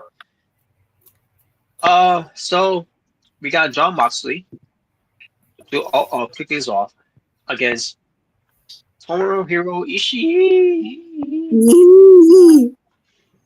And we've seen this match how many times? We've seen this match, so many times in AEW already. And it's the same format that they do every time. By the way, I realized Cornette calls John Moxley Dick the Boozer, I think, or something like that. Yeah, he does.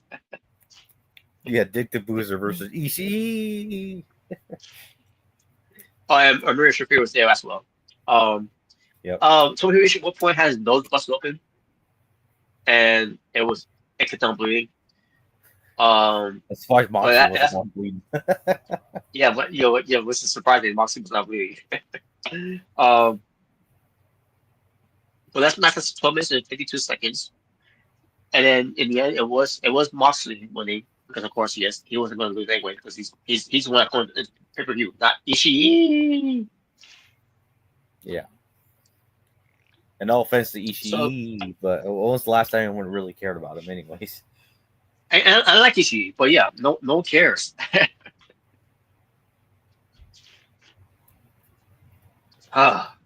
So that was that match. The other match was a street fight because we haven't got enough of those type of matches already in AEW. You gotta have more of these. We love these matches. It's awesome. Oh, there it is. All right. But it involves the Hurt Syndicate versus the Demand. At one point, We heard 60 minutes. people. It lasted 16 minutes and 38 seconds. At one point, you had Ricochet, hiding under the table. Every people could clearly see him, and then he's tucking his head out. Go shh, don't let him hear. Like, fucking idiot. Why are you scared? Why? Why are you scared? Why are you ugly?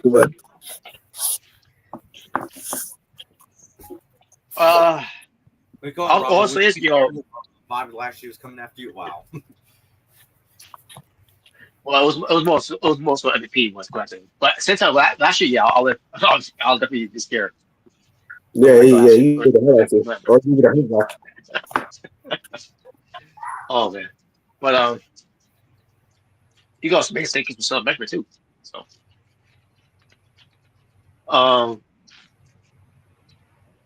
but yeah, totally, besides Lashley and Benjamin was doing one hell of a performance in this match.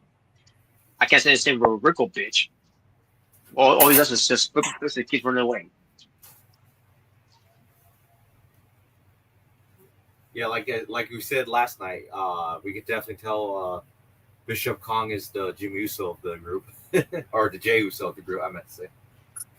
Basically. Yeah. Yeah, totally on. I don't know what the hell he did, but he definitely improved a lot. Yeah, he did. He improved a lot in the ring. It's probably because of Lashley. Wish I could say the same about his tag partner and Rico bitch, but obviously I can't. Exactly. So they went for a table spot on Shelton Benjamin in the ring. Ricochet had his aha moment when he went for his 450 or spiritual press. He hits it. The problem is the table didn't even break.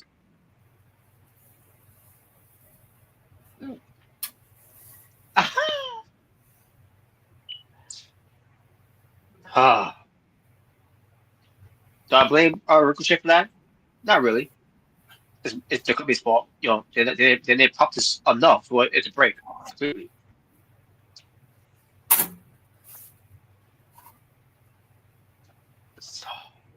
But yeah, this match was awful. And then, they tried with this match, but I thought it was awful. I thought it was just awful overall. And then the end, the Hurt Syndicate was all mountains and comebacks and all that. And then at one point, Ricochet, he got flew into the table with a German suplex by I can't remember who it was. I think it was Benjamin. Yeah, I think it was Benjamin. And he goes through a table. Now I can laugh at this because I thought it was funny the way it was done. And the reason I'm saying that is because I'm not the one who's the commentator on AEW, where I'm supposed to call the match and not laugh about things that should not be funny. And the reason I bring it up is because here you have Mr. Stockface Excalibur laughs at anything that happens on this show. They think shit like that is funny. I hate him. I hate Sockface, man. I just hate him. I hate Sockface. I can't stand the best. I just can't stand I him. can't stand them anymore. Can't take him anymore. Not that I could stand him to begin with, but my God, he's 10 times worse than he even was ever. Current.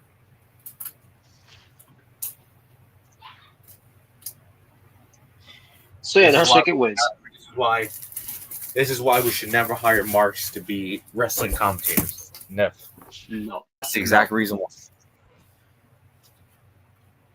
Exactly. Jesus Christ. Hands down the worst commentator ever in any wrestling company. Just hands down the worst. Hands down. I mean, there's people who are more bad, but at least I don't remember them laughing, going, oh. No. Yeah, at least like with Vic Joseph, he's actually selling the match. Not like laughing like it's like everything's hilarious. My thing with Vic is that he tried too hard. At least he's trying. I don't think Excalibur's trying. No, he's not. He thinks this is funny. It's all comical. It's funny games. Yeah, like that's funny. It's not funny. Yeah, I wish John Cena was telling so it's not funny. Like it no John Cena means you can't see me. It's not funny. Yeah. Oh yeah, I remember that. Yeah, it is his first heel promo. Yeah, I remember that. Yes. I remember that. Yeah. Yeah, you just say that to Excalibur. It's not funny. Oh man, wait. Then move on to Jurassic Express versus Jobbers. 2 minutes and 4 seconds. It lasted. Now, what's takeaway about this whole thing?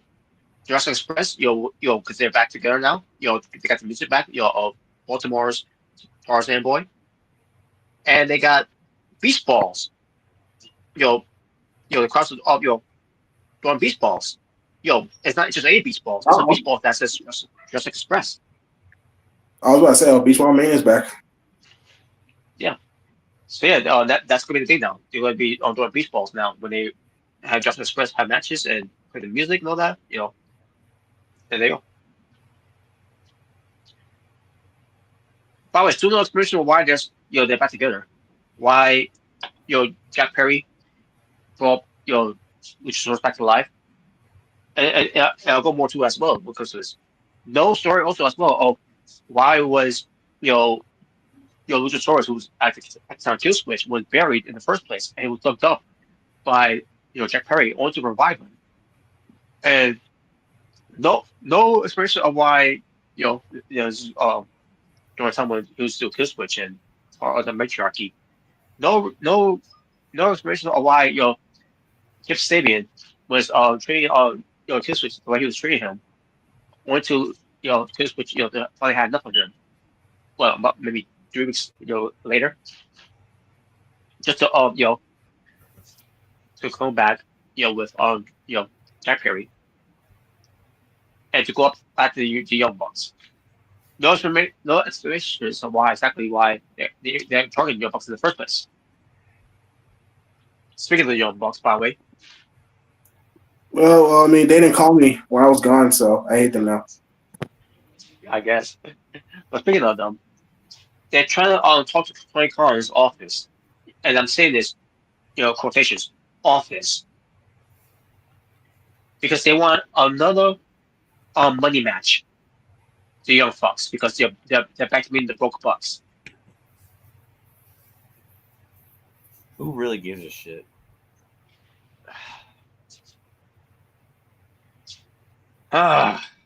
It's still will be, damn it. Like honestly, who even gives a shit anymore? Nobody gives a shit. But Jurassic Express won. They beat these jobbers, And there you go. Moving on. Wow. What a and what a great Tile Tuesday show we're having here. Yeah, this is totally gonna beat Showdown. NXT versus TNA. It's totally gonna beat it. Yeah, so it's so, but it gets better, folks, because let's forget Kyle versus Kyle 2. Oh yeah, I'm pulling for Kyle to win. Yeah. Hey, remember what happened with the first Kyle versus Kyle match? Not really. Me neither, because I never watched it. Maybe it was on Collision. Oh well, that explains it. If you come into the show here and see that they're doing Kyle versus Kyle 2, you're thinking to yourself, wait a minute, when the first one happened? And they have it on Dynamite.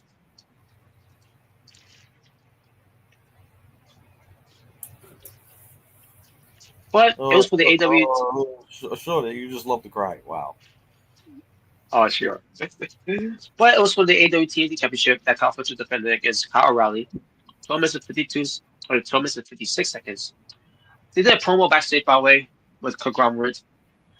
Just like early in the beginning of the show, I think it was, where Kyle O'Reilly said he hates someone named Kyle, even though your name's Kyle. And then he says, if I hear "Let's Go Kyle" chant, he's gonna go crazy, go nuts, whatever. I guess they're trying to egg on the crowd to chant, "Let's go Kyle," Kyle's better, or whatever. Oh my god!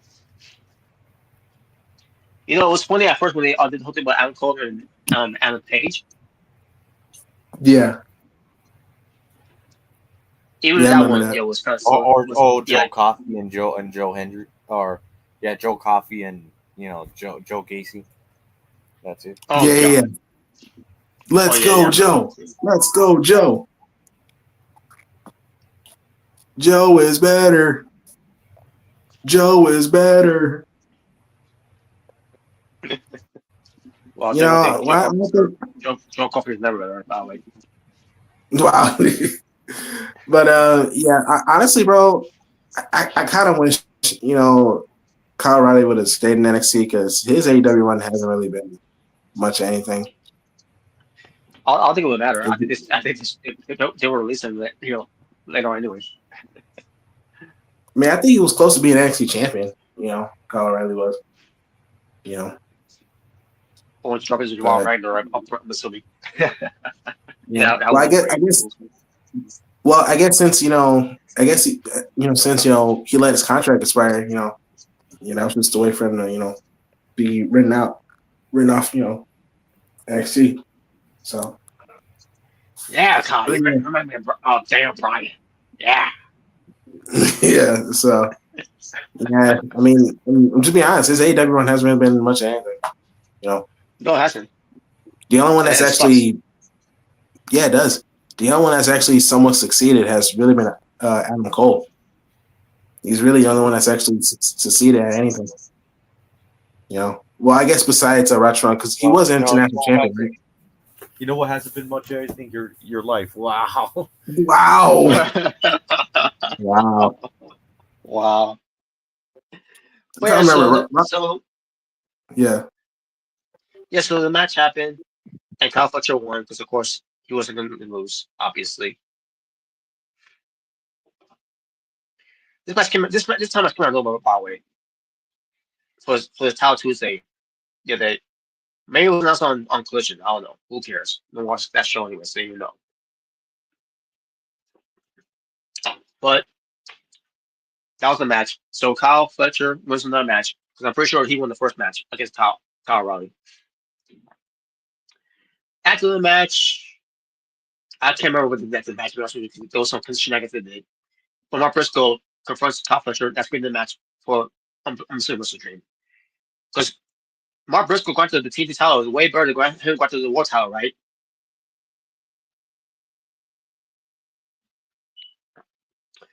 Machine Monet, AEW TBS champion, in an open challenge. And guess what, folks? They finally did it right this time. When it comes to an open challenge. Because this time, they didn't say who's going they didn't announce who's going to be in the open challenge. This time they waited until we see who actually was going to answer the open challenge. And we got who it was. It was the former Hayden Carter, who was going by the name of her indie name, Lacey Lane, which I'm sure that's her real name too. Let me double check here.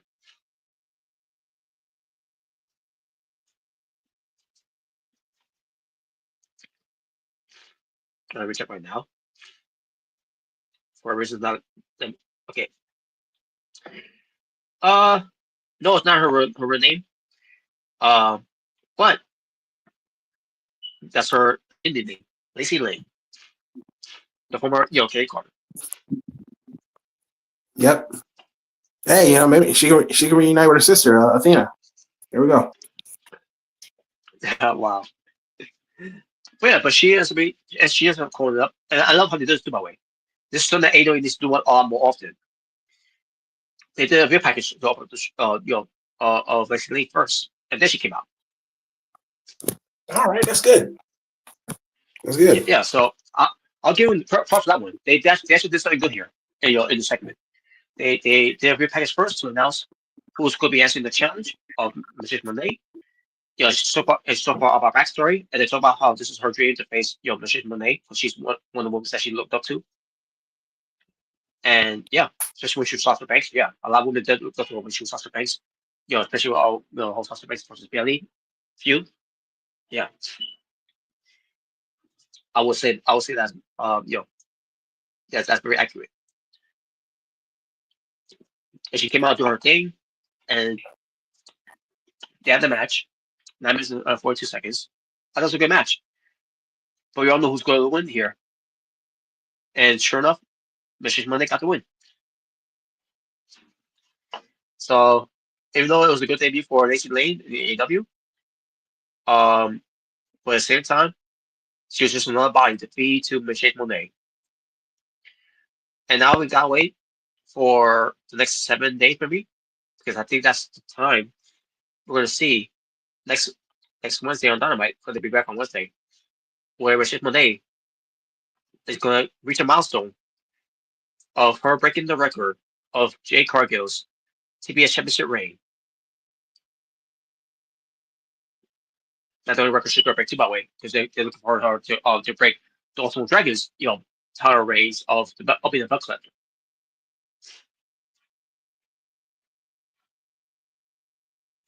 Let me see here. What comes to the TBS Championship reign? If it gets me there. All right, we go. Jade Cargill had a reign of 508 days as TBS champion before losing it to Chris Statlander. But she's Monet. She stands right now 500 days of being the TBS champion and counting.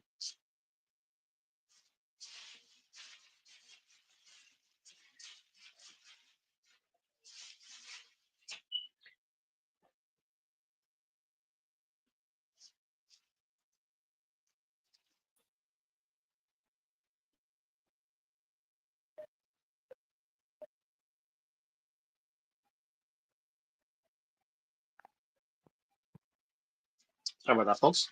But yes, like I said, 500 days and counting. Mrs. Monet has been the TBS champion. She's getting there. She's about I was off 1 day.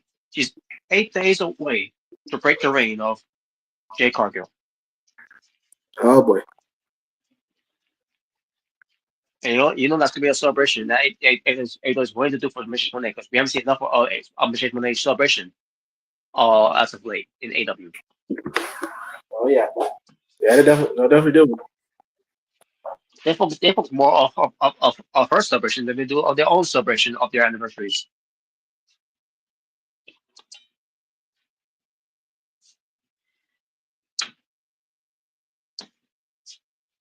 But anyways, moving on to the Dallas family is Konosuke Tatesuka and Kazuchika Oblada, who is the AEW Unified Champion. They went against the AEW Tag Team Champions of the world, Bro Dito of Bandito and Brody King. 11 minutes and 52 seconds. Now this was what they call a double jeopardy eliminator match.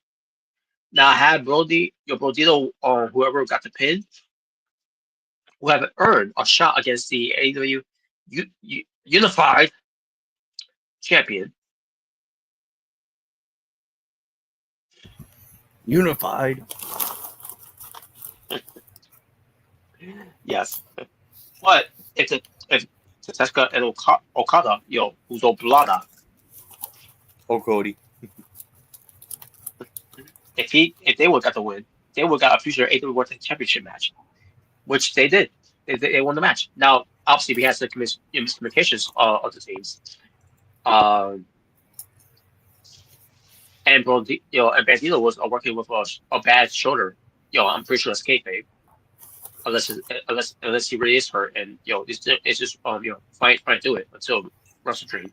I don't know, but one point we go to the finish here with Konosuke going for the finish, right?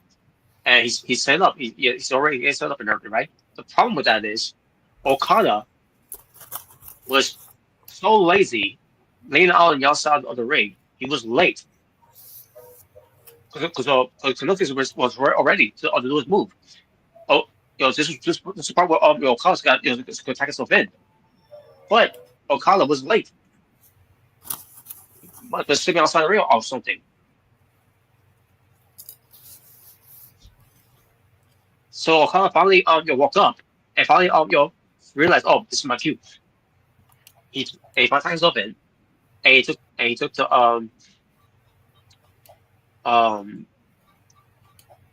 well, I think he knocked out Brody King off first, and then Konosuke took out Bandito, excuse me, and then Okada goes for his right maker on Bandito, and they got the win. And then after the match was over, you had Konosuke going to Okada. You tagged me. You stole my victory there, or whatever. It's not that right. He pushes Okada. And, what Okada do? He just walks away.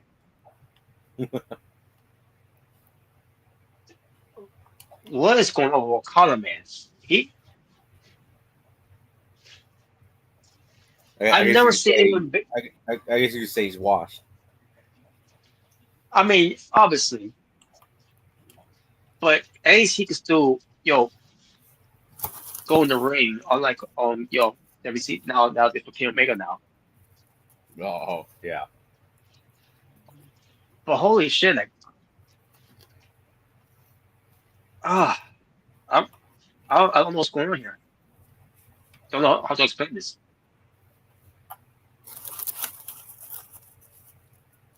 Then again, maybe Okada could stop caring because you want to know why? He's making millions of dollars in AEW, so maybe that's why he stopped caring. I'm so sorry.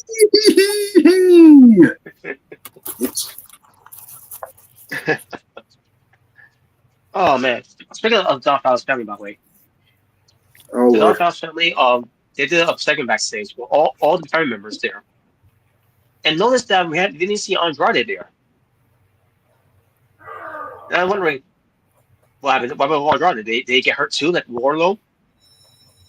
They tore his pectoral muscle that we don't know of.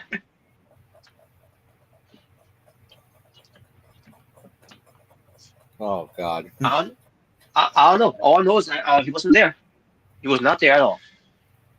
All we heard was Don Callis talking, and then we heard Rocky Romero talking. Because John's not there talking, right?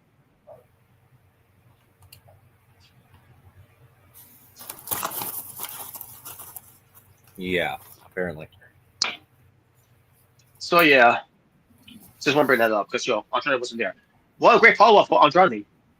not to tell us for him to not be there to not tell us why he's part of the Doghouse family, why he targeted Kingmaker, why these are things we need to know, and we haven't got any of those things. Not even Doghouse could even tell us. I guess you're just crybabies.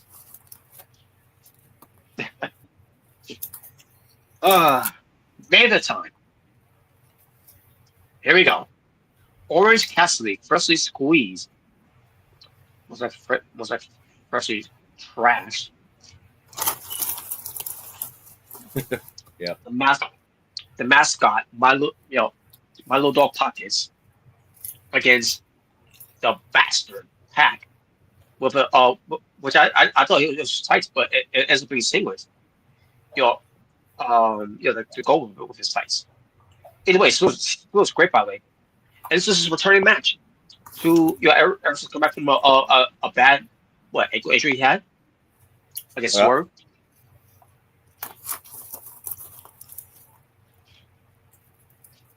Either way, this is his return match, and a lot of people against Pockets, 15 minutes and 2 seconds, and the moment I saw Orange Cassidy do his play kicks and play slaps, I lost interest of the match.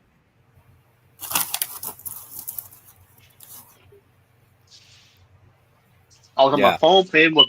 I was on my phone playing game mobiles.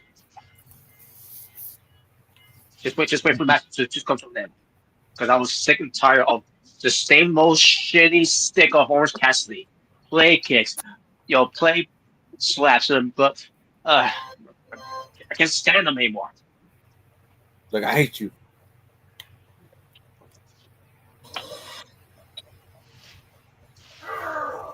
Yeah, Robert's like, I hate you. I hate you, Orange. I hate you. I hate you so much that I even hate the color orange now. Wow.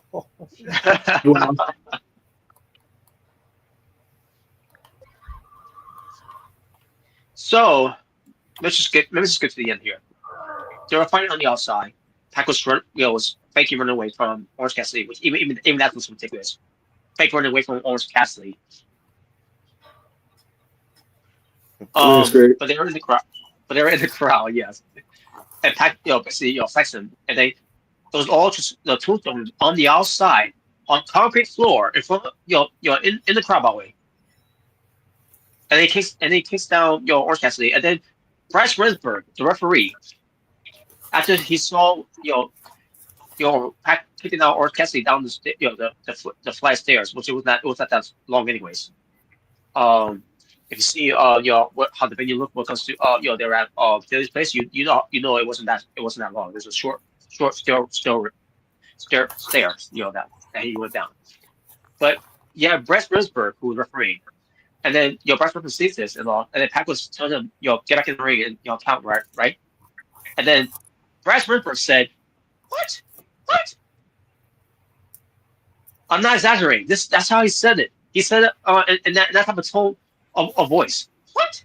What's up with that? He's another one I can't stand. Bryce Rensburg. I can't stand that fucking guy either. What? Oh my God. I want to, Oh, calm down, Robert. Calm down. I can't believe that. Bryce Rensburg as a referee, Pockets wrestling a match, and fucking Sockface on commentary. Oh my God. What a recipe for disaster for you. Just to see all at the same time. My God. And then we get to the part where Darby Allin, he had handcuffs and he cuffed Pac's ankles to the rail, pole or whatever, where they're at. And Pac, is trying to get out of it, right? And meanwhile, referee's counting. And Orange Cassidy, who just took a power driver, by the way, may remind you, a power driver on the outside, on concrete floor. But I guess, I should be surprised because this is the same Orange Cassidy who took a power driver on the steel steps and no sold it. Yep, I mean, wasn't it Canadian Destroyer? Yeah. Yeah, I think so. Orange Cassidy isn't really known for selling. Yeah, you know what, guys? When was the last thing you saw Undertaker do two still pile driver and just for someone to get back up right away after that? What was the last Not time? a lot. Exactly, never. Not even Kane in their match fucking immediately got up from the tombstone pile driver. Like, fuck out. Nah, I think it took him a little bit, yeah. So yeah, so Yeah, it Orange was, Cassidy is bringing back in the ring. Despite taking a tombstone power driver on the outside, and then Pac, finally gets in the ring, and then they'll do roll ups to each other, and then Orange Cassidy got the roll up and got the win. wow. Oh my god. And this is your main event of Hell of Tuesday. Wait, that was the main event? That was the main event. Oh, no. So fuck this match. Fuck Orange Cassidy. Fuck Excalibur. Fuck Black Prince, bro. What? Fuck Tony Khan. His fake ass office that he had. No. And fuck this entire show. But we're not done yet because Pac, because all of a sudden Pac sees Darby Allin. Okay. And he goes after he goes to Darby Allin, where he's going go after him at the broadcast position. And Darby Allin has something in his hand. I think it was mace. And he's spraying it in Pac's eye. And you have the counter selling it. Oh my god, oh my god, what is that? I'm surprised that I discovered a new lab. Oh, that's funny. Yeah, that's hilarious. And then weird Lucius comes in, trying to go after Darby Allin. All for him to be useless by going over the broadcast table by Darby Allin. Oh boy. Then he runs away. Darby does, and then the rest of the Death Rush regards him, right? And he pulls out a taser. Not a taser that's Cajon used from WCW. Like a taser that you see with the electric. I'm sure you know what I'm talking about. That type of taser. If I'll give you an example. Batman Returns. That type of taser. Yeah, I know what you're talking about. Yeah. He pulls out and what does the Death Rush do? They back away. What? They backed away. Even though they all could have ganged up on him and They're acting like he had a gun. That'd be different. Yeah. I'm sorry, they had a gun, but I'm sorry, but this was ridiculous. Like this just looks so. It got ridiculous. And then he goes to run to the back. Just I'm head to the parking lot, wherever. And they see Moxley. Also, we see Moxley out of nowhere. He's angry. He's mercy. I'm gonna get him. And then they're all together, right? I can't remember. Oh yeah, that's what Pac stood by from the mace. And they finally get to Darby Allin, and that's where we get to the part where he had the Molotov cocktail. The Molotov cocktail he pulled out. He's giving the light up, right?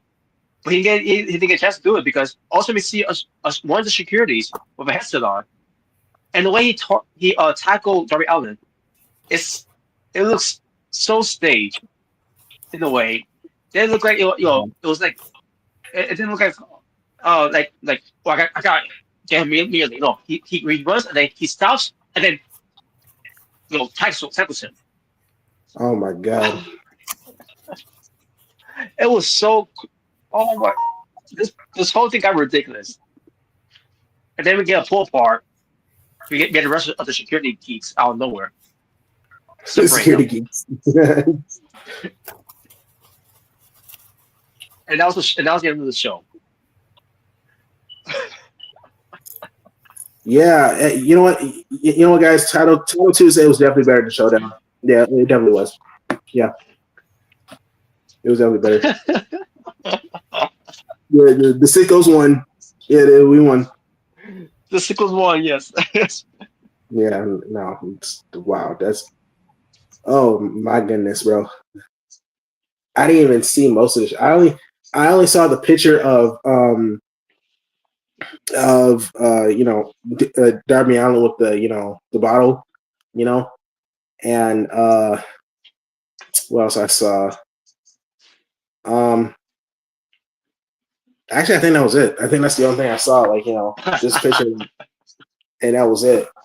I didn't see any more clips, and what I'm hearing, bro, yeah, I'm glad. I'm glad we watched Showdown. To be honest. Oh my god, man! And this is what Yeah, they build up for Darby Allin versus John Moxley for their I Quit match. that is not a good build up. No. So what you're telling me is we're going to be seeing a taser involved in the I Quit match. Well, I mean, anything goes. So I guess.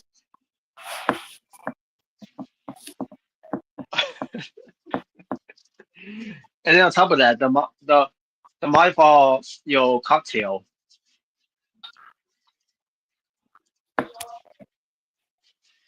Ah, ridiculous, man. AEW should be better than this. They should be better than this. This is so bush league indie type of outlaw mug show at its finest. Yeah, it should be better than this. Yeah. Yeah, that is yeah, and this yeah. Yeah, it makes me glad that but then again, I did have in the background as I watched it also your showdown. I was more focused on showdown than I was on the show itself. And looking, and it's just and for me to look back at it just to see what I missed.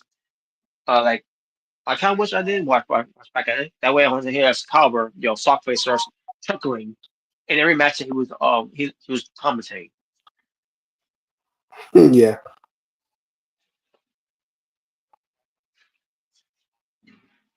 But that was a show for Title Tuesday. So obviously, Showdown beat Title Tuesday. Yes, yeah, it did. Oh, but they had a better ending.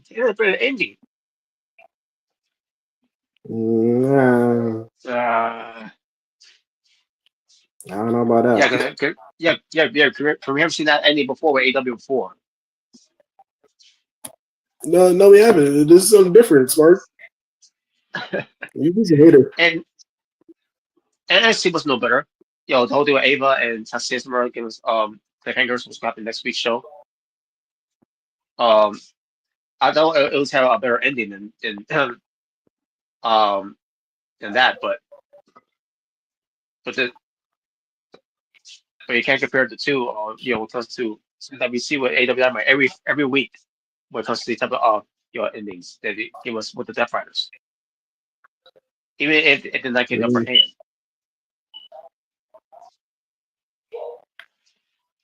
Yeah. Yeah, I mean it's kind of crazy. It's like 2 weeks in a row NXT kind of beat them. In terms of having a better show because because the sixth anniversary that was also the same time as the Go Home show, right? For the show. Yeah, that's right. And not only that show wasn't really all that great. It didn't feel like an anniversary show. It got the lowest rating. NXT beat them. The lowest rating. It did. An anniversary show, supposedly anniversary show, got beaten by a Go Home show to the next show, for next week. And obviously this week's show, NXT versus TNA, Showdown was a lot better than the Title Tuesday. So yeah, so two weeks in a row already, NXT has beaten AEW. So yeah, AEW they got some shows. Yeah, they got some of the game, man, because it's not looking good. It's not looking good right now, man. But they're not going to, and they're never going to. Yeah. That's what I forgot to mention on the show as well. It was basically I'm actually promoting for a collision. When I like woke up with that, but I thought it was funny what they did here. It was Tank and Vara wearing sunglasses, and the Beast Mortos. No, I'll make this perfect. You said Sammy Guevara? That's right, Sammy Guevara was Sammy Guevara. yeah, that's right, Sammy Guevara wearing sunglasses, and yet the Beast Mortos who's also wearing sunglasses. All right. I know how to have a size for for a piece like that to wear sunglasses,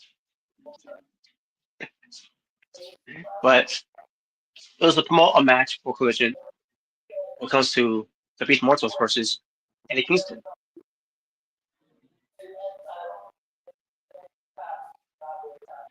And Okay. Eddie Kingston was current promo too as well. Now here's the thing, they weren't there by the way. It was just a pre-tape of the promos that was coming. Because it's all just for people to watch the promos to see some happen to show for Collision. Basically just try to get people to watch Collision. That's basically what it was. So Eddie Kingston's going to promo about it, and he's going to face the Beast Mortals on Collision. So that was the whole part of the whole segment there. And Hook was just stand there saying nothing. He was just letting Eddie Kingston does the talking, and there you go. Hook was not really a factor of it at all.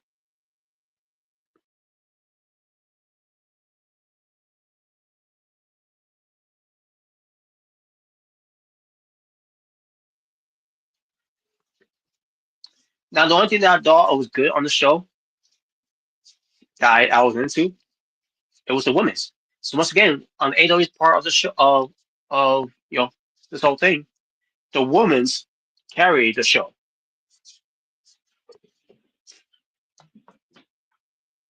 Michelle Monet and Lacey Lane, they were the better part of the show. To me, they were.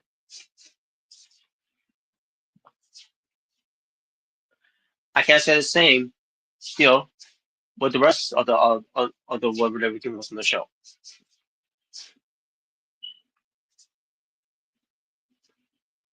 But there you go, folks. Now, even though we gone too long with this, we didn't get a chance to do any fun topics. And unfortunately, I'm still feeling under the weather here, folks, because I keep muting myself because I'm sneezing. My nose is running too. By the way, I'm having these terrible allergies right now. That it's hard for me to to get through the show. So what I'm gonna do is I'm gonna do a preview for both shows, and we'll see what happens tomorrow night because I'm thinking about doing another episode of Being the Asylum tomorrow night. So I gotta work tomorrow, but it's probably not gonna be long anyways because it's a school day. And I'm trying to think about what kind of holiday is this? Because we'll be working on the Thursday and Friday. I think myself is it on the Brooklyn Queens Day thing maybe? I don't know, but anyway, it's not gonna be that long anyways. For me, I mean, even if it's the whole Brooklyn Queens Day of it, which made it probably means there is no school for for those that are in Brooklyn and Queens, but maybe they'll check either way when it comes to his Brooklyn Queens Day. Let's see here, Brooklyn Queens Day.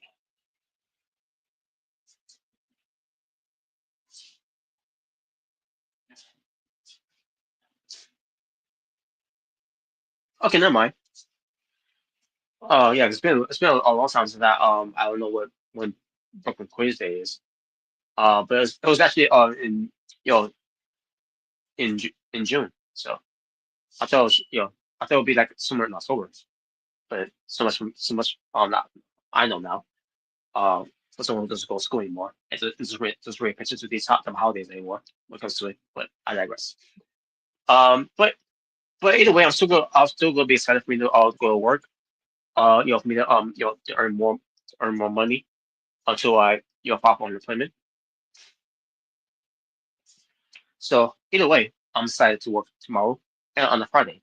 So that's it's school day too as well. So what I'm gonna do is tomorrow night I'm gonna do another BTA episode when it comes to the follow up of this episode.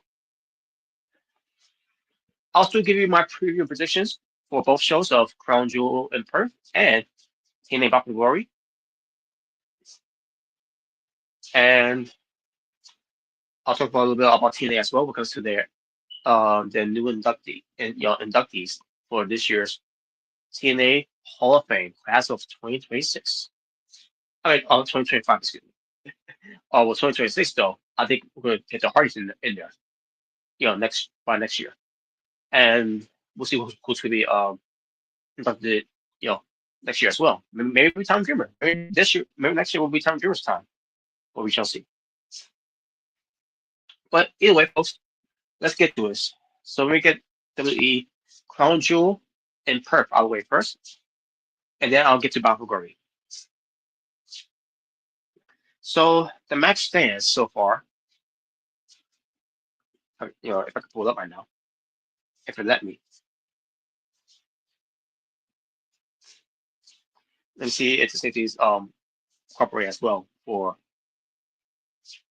let's see, where is it? Bound For Glory. Okay, here we go. Bound For Glory. Let me see, is this all the matches? It should be all the matches. Yes, it's all the matches. Oh, wait, no, we got someone new in there. It's gonna be a new match. For Bound For Glory. I don't know who that is, but I guess I'll find out eventually. All right, here we go. So WWE Crown Jewel will be in Perth, Western Australia, in the venue of RAC Arena, I meant to say, on October 11th, 2025. And the matches stand so far will be Roman Reigns versus Bronson Reed in an Australian street fight.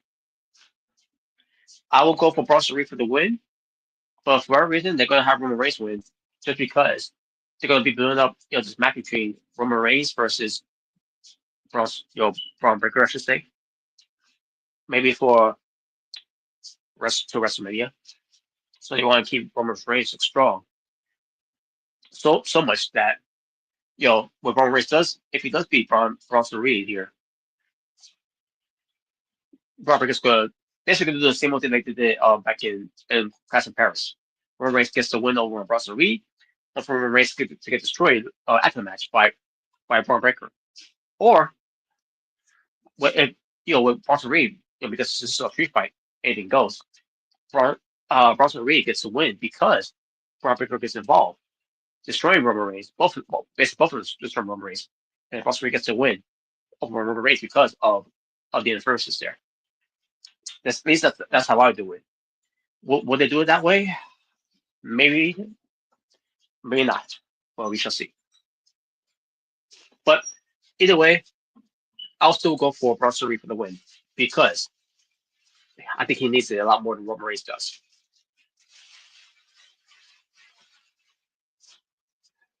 Then we get to a tag team match player. Holla, holla, holla.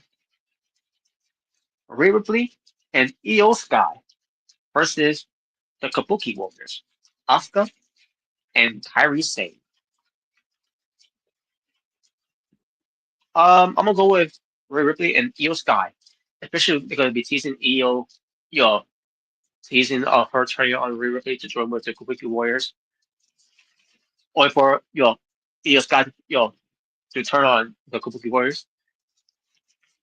And I could definitely see Io Sky doing the miss to Asuka to back, when it comes to the Kabuki Warriors backfiring of having Io Sky, to join them again. And then Rhea Ripley takes advantage of it, and maybe she gets a win from the team, maybe. But either way, it's going to be Io Sky versus Rhea Ripley winning, and there you go. John Cena versus AJ Styles. I will go for AJ Styles for the win here, but I expect to see a match to be as good, maybe great We shall see. But asking too much for John Cena's matches, especially for someone who can't lace somebody's fucking boots. Just say.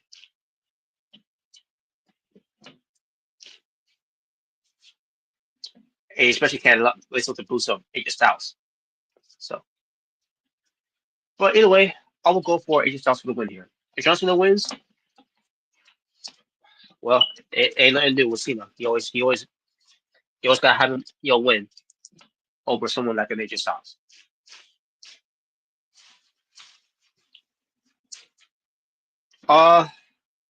Then we get to the Women's Crown Jewel Championship with the Women's World Champion from Raw, Stephanie McMahon, versus Tiffany Stratton, the WWE Women's Champion from SmackDown.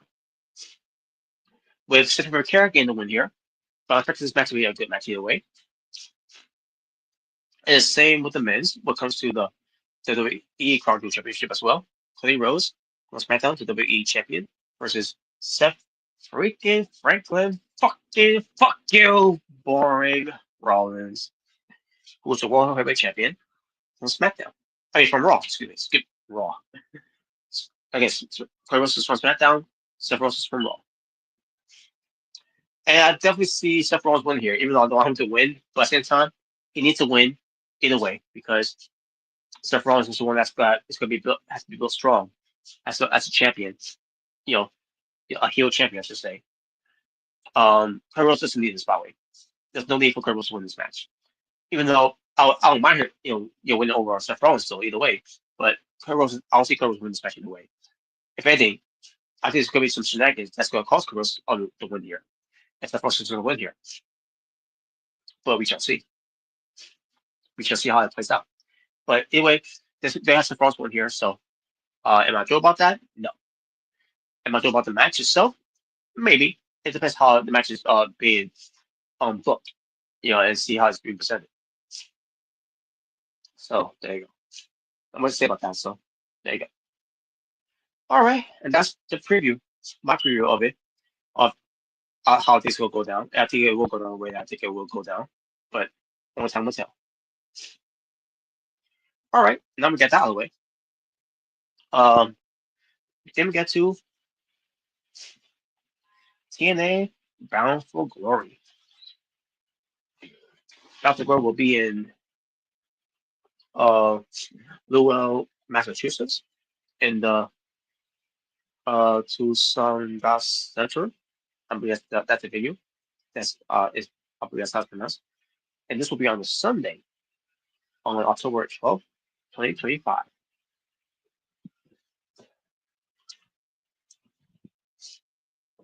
So, the matches that happen here, we're supposed to get this out of the way. It's the 20-person intergender Culture Shock Gauntlet, where the winner will receive a trophy and a contract that they can invoke anytime within 1 year for a championship match for their choosing.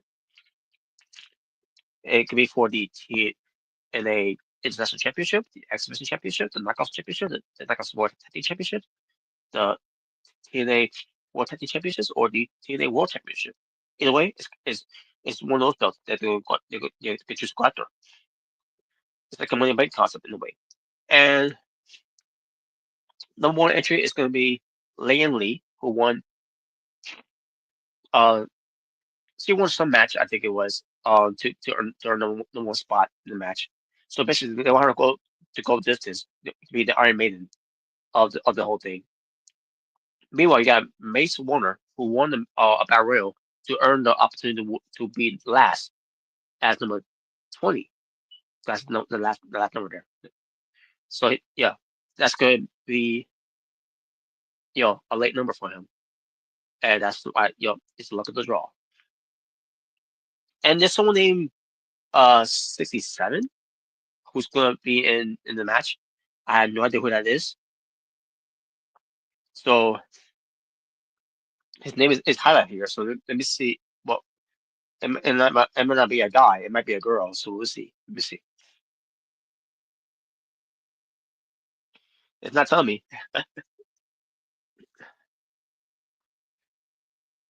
Oh well, I don't know what I don't know who's that supposed to be. I don't know why is that there. This is Wikipedia, so Wikipedia could be throwing me off for some reason. I don't know. So I'm trying to do something here right now. I'm trying to remember where I put it at. I just gotta move some stuff out of the way just to get to it.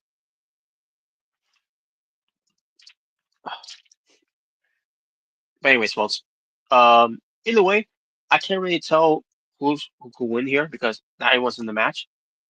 If I had to choose a favorite to win here, uh, again, it depends who's in the match. They never, it doesn't really say who's going to be in the match either. Because again, they want to keep some people in the match as a surprise to be in the to be in the match. So I don't know who else could be in this match. Hell, they might ask some NXT wrestlers to be in the match as well.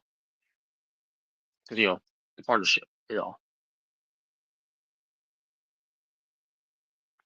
won't be surprised if we see Santos Escobar in the match where he might be coming into the match as El Hilo del Fantasma. I don't know. We shall see. I thought it'd be King Cuerno because that's owned by El Rey.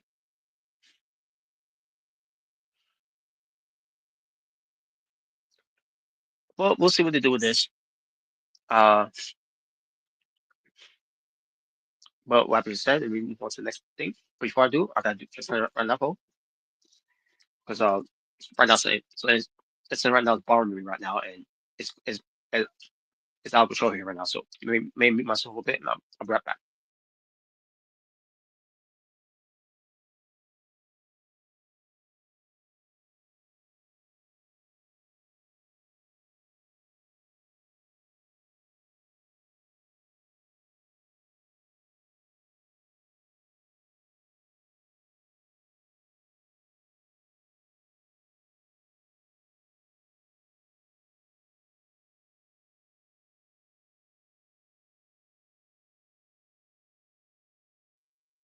All right, I'm back now.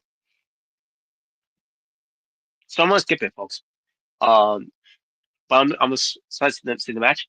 Now this might be the pre-show match because we already got 9 matches here.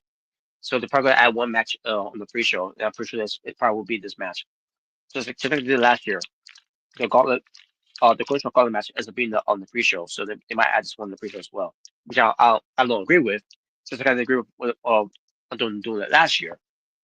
But they might probably do it again this year. So I don't know. We shall see. All right. Next we get to uh let me see. One second, folks.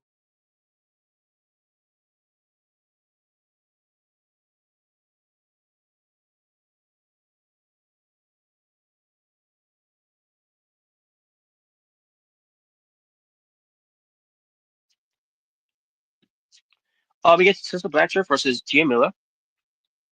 This is Gia Miller's quote unquote TNA in-ring debut for someone who's supposed to be an announcer. But we all know that she really is a wrestler outside of the company.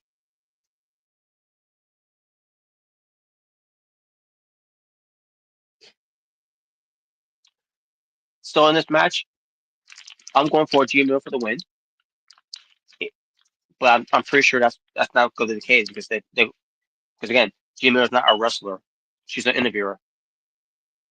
So Tessa Blanchard's probably going to win this match either way. But I'm going for Gia Miller.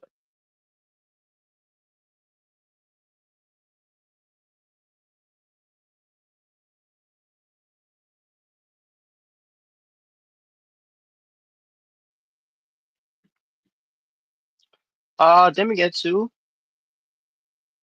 the rest of the match will be well actually okay, it's one match before we get to this the other matches being championship matches.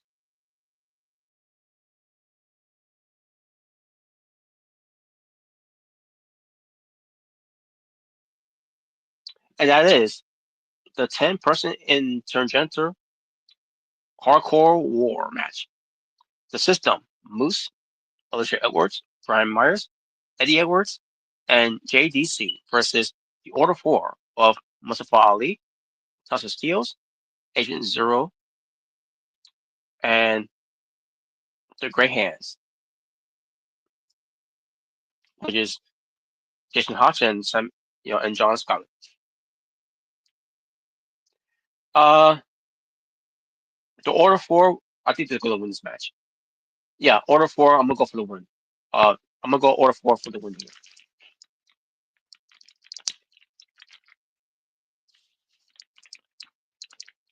Then we get to the championship matches that's happening on the show.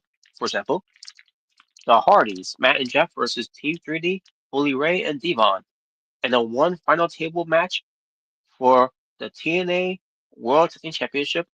And according to what I'm reading here, it's also for the NXT Tag Team Championship as well. So are we really teasing that Team 3D is gonna win this match? And I'll get to more of that a little bit. But first, let me do this.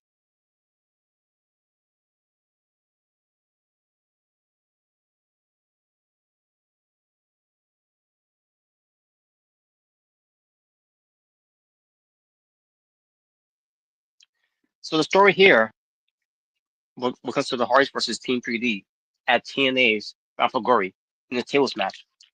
Since the Royal Rumble of 2000, the Hardys beat the Dudley Boys in a tables match, a first ever tables match in WWE history. And ever since then, it's been eating Team 3D alive. That they lost, and the match that they know for, that's been one of the specialty type of match. They lost against the Hardys.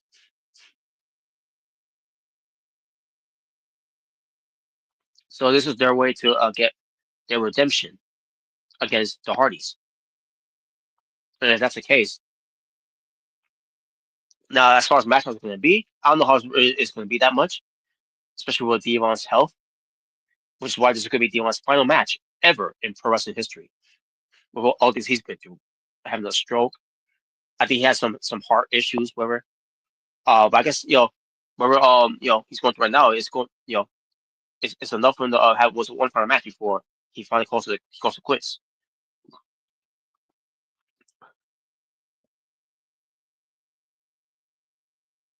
Now, I think the Hart should win here if that's the case.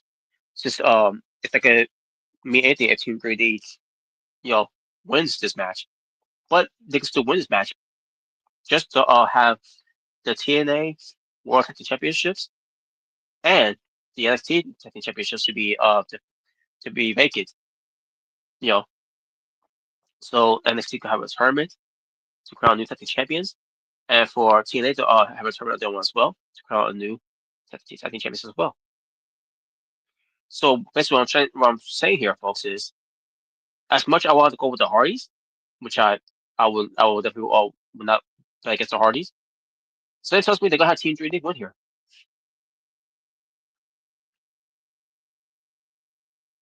Now, even though I'm saying that, I'm still pulling for the Hardys for the win here. Either way, especially after what I just said there with Devon's health as of late. Will it be a good match? We shall see. You guys have passed their primes, obviously.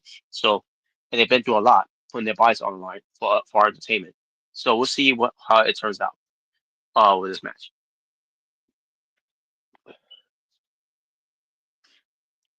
So then we get to the next match for the TNA Knockouts World Tag Team Championships. The Inspirations will defend it against the Elegance brand, and the Inspirations, they're gonna retain here. I don't see them losing the belts here, so I think they will retain.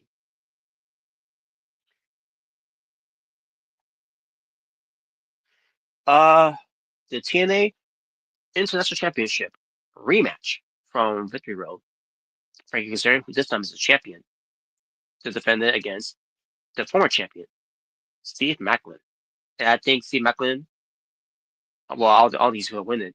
I think freaking Concerns is going to win here because I think there's going to be some shenanigans involved. Either it's going to be take something, or it's going to be again with M. Wentis. Oh, I'm sorry, M. Cius, I should say. So either way, I think for freaking Kazarian for the win here to retain.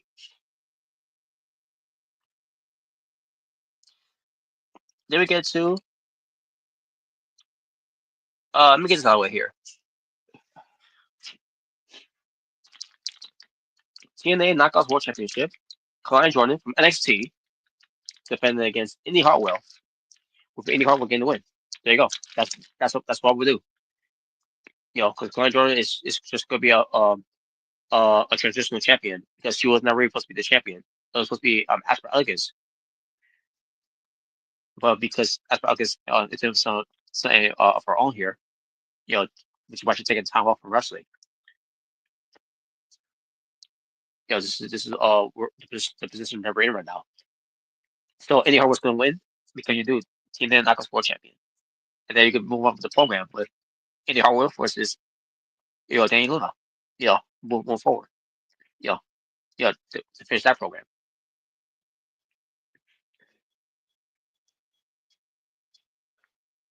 The TNA Exhibition Championship. Leon Slayer defends against from NXT, Javon Evans.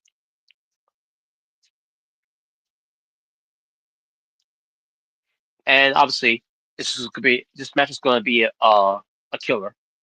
This might steal the entire show. If not, maybe match of the night. But this match is going to deliver a shout over that. And what being said, Leon Slayer's going to retain. Javon Evans ain't going to win the belt. I mean, none would surprise me if that'll be the case because we had a lot of NXT stars from WWE winning the TNA's belts as of late. And Klein Jordan is one of them, especially Trick Williams. And before Klein Jordan, there was JC Jane. That will surprise me at this point now, if that has been the case. So in return, in a way, we got the some TNA when the NXT 15 titles from WWE. So fair, I guess a fair trade there in a way.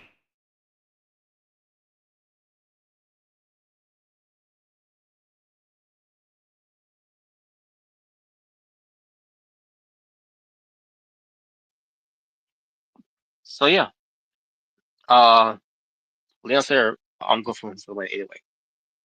And finally, the TNA World Championship. Trick Williams defends against Mike Santana, and Mike Santana better win. They failed the opportunity to do that as Scammiversary, which is why I'm calling this Scammiversary. That was the perfect time to do it, but they didn't do it. Why? Because they want Bound For Glory to mean a lot better. Instead of trying to argue when the iron is hot, but Mike Santana at the time, not saying he's been cooled off, but in a way he kind of has been cooled off based on how they booked him. Not saying he has not overcome the booking. But they didn't no favors of that way that match. Yeah, even though it was Joe who lost the match, Max Santana still didn't win.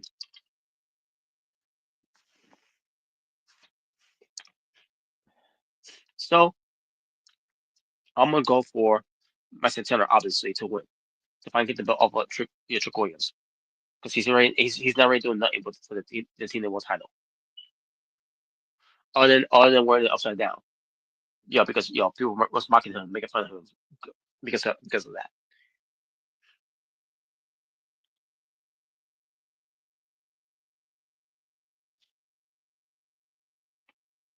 And one second, folks. Something just happened here. One second. The hell happened? What the hell just happened?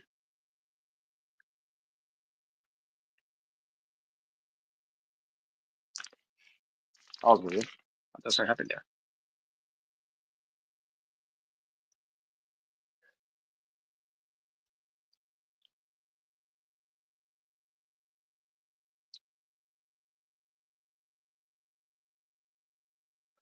Well, either way, folks. So yeah, that's my preview. And before I go, I'm going to mention a little bit of this tomorrow as well. Hopefully, I'll feel a lot better. 'Cause again, still under the weather, but TNA, you know, they announced their new inductees for the TNA Hall of Fame for class of 2025. You got knockouts edition in the way for this Hall of Fame happening. One of them is Mickie James, which is well deserved. She's getting into the Hall of Fame before she's getting into the WWE Hall of Fame, which I still don't understand why she's not in the Hall of Fame yet in WWE. Then again, there's a lot of people, there's a lot of women. I could say why they're not in the WWE Hall of Fame yet before someone like Michelle McCool, the Bellas, all the Bellas to sort of be in the Hall of Fame either way. What they had already done, you know.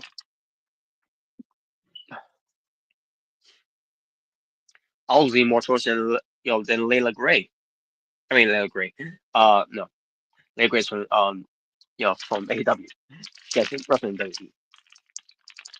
It's not my knowledge if she has or not what comes to being has a talent maybe, but I digress. But I met Layla L. One of the winners of Field Search from 2006.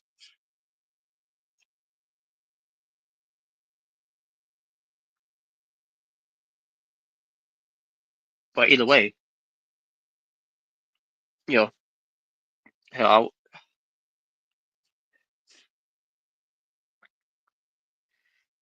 I'll lean more towards someone like a Victoria who should have been there than Michelle McCool.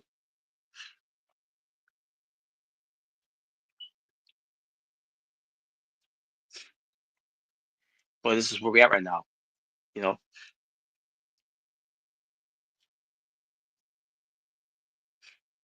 Not even Molina in the Hall of Fame. Like, what's up with that? Or at least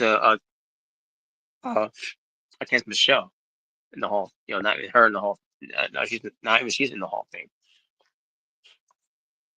Hell, Kelly could have been more deserving in the Hall of Fame than the Bellas. But either way, I'm going off topic here. So yeah, Mickie James in the Hall of Fame for TNA. That's great. I love it. I think it's also been a little long overdue. But I'm glad she's finally getting what she deserves to be in the Hall of Fame for TNA. Another one who was also long overdue as well to be inducted into the TNA Hall of Fame as well. Angelina Love and Love is Sky, the beautiful people. Now, there's someone that also has well deserved in the Hall of Fame as well. Especially they were there long before Mickie James was in TNA. They were there from the big when they was on TV, on Spike TV. And I think they were on Spike TV like since 2008 or maybe 2007. Of I recall, I can't remember.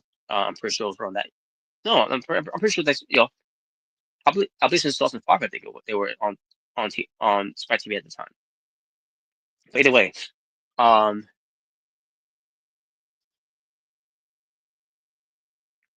they've been there from the beginning. The beautiful people, and they also well deserved, and their own rights too, former knockouts champions of their own respective rights. But actually, I feel like they gave her more reigns than did the Velvet Sky. Basically, especially that they kept honoring her more so than Velvet Sky.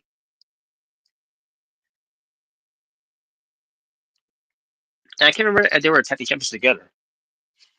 Angela Love and Velvet Sky. I remember Velvet Sky was it was her and Master Rain tag team champions, if I recall. But maybe double check this. The beautiful people from TNA.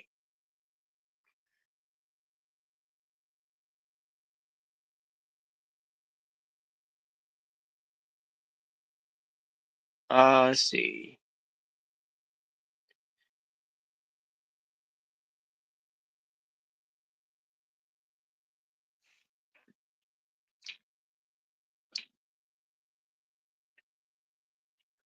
I'm trying to find it right now. Here we go. The Beautiful People. Pro Wrestling.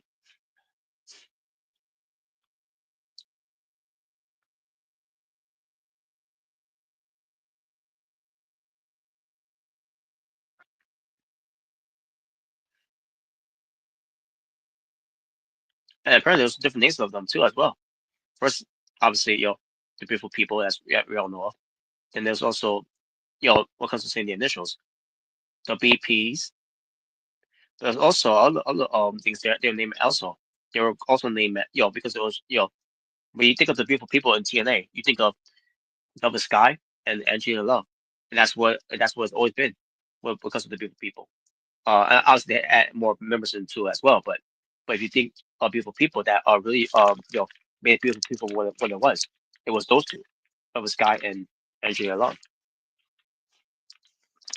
which is why before they were called the Beautiful People, there was also other names they called them as well. For example, it was the Velvet Love Entertainment, whatever that means, maybe kissing and whatever else they want to do to each other.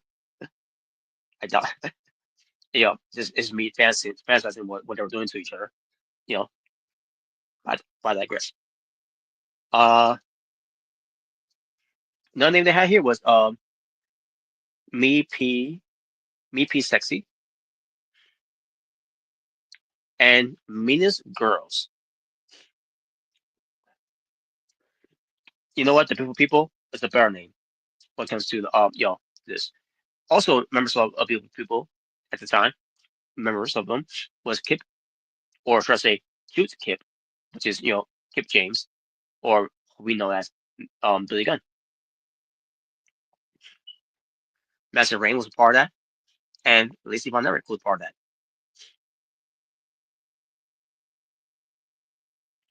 Now here's the championships accomplishments for the People in TNA.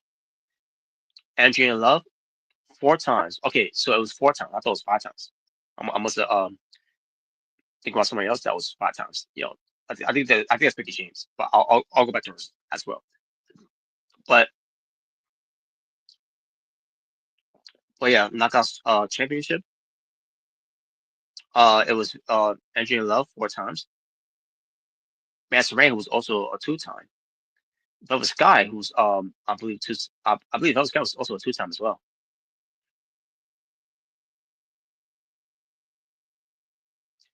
But for some reason, Wikipedia is telling me that Velvet Sky never won it, which is not true. I remember her winning it. If I recall, I think she won it twice. And Master Rain is also a Knockout World Champion as well. And when it comes to tag team, you had Master Rain, Velvet Sky, and Lacey Von Erich winning it. Angela Love did win it 1 time with Boys Winter. But that was not Beautiful People though.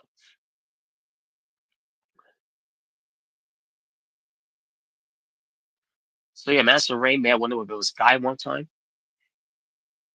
And then there was Velvet Sky and Lacey Von Erich won it 1 time.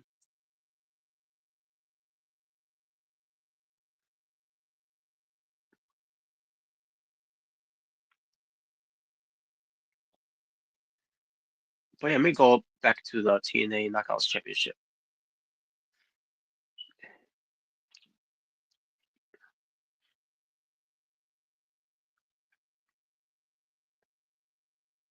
But the Beautiful People was a big name for TNA at the time.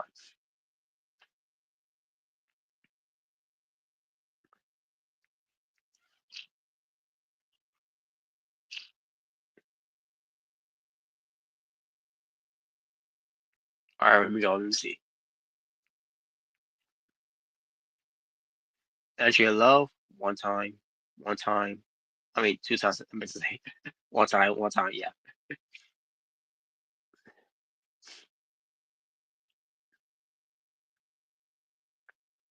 3 time, 4 time, 5 time. Yeah, I knew it. Yeah, so whoever in Wikipedia wrote 4 times for Angela Love. I'm I remember her being 5 times. Like I remember 4 times. Like unless I missed it, or I think about somebody else. I remember, her being a 5 time. But after that, she was never champion again after that because she was gone after that. Well, yeah, as I'm seeing this, yeah, she's a 5 time.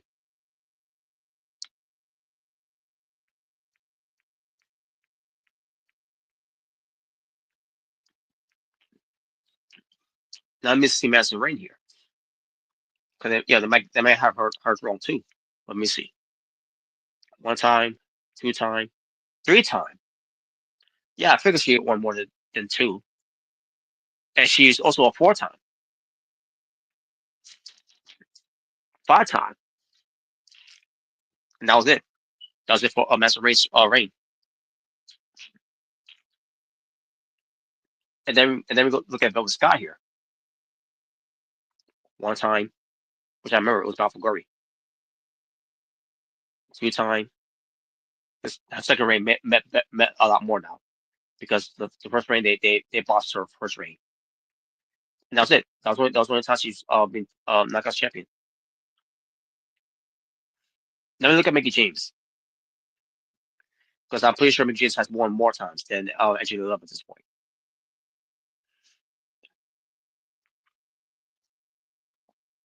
1 time, 2 time, 3 time,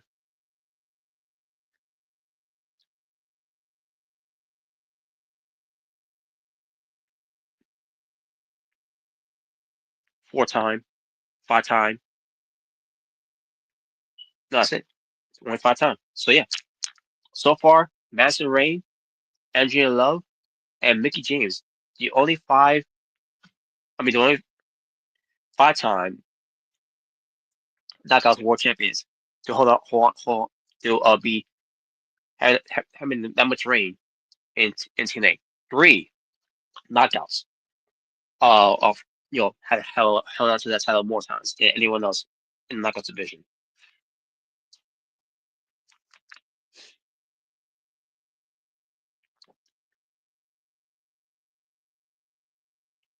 And there you go, folks. So yes, that was the class of 2026.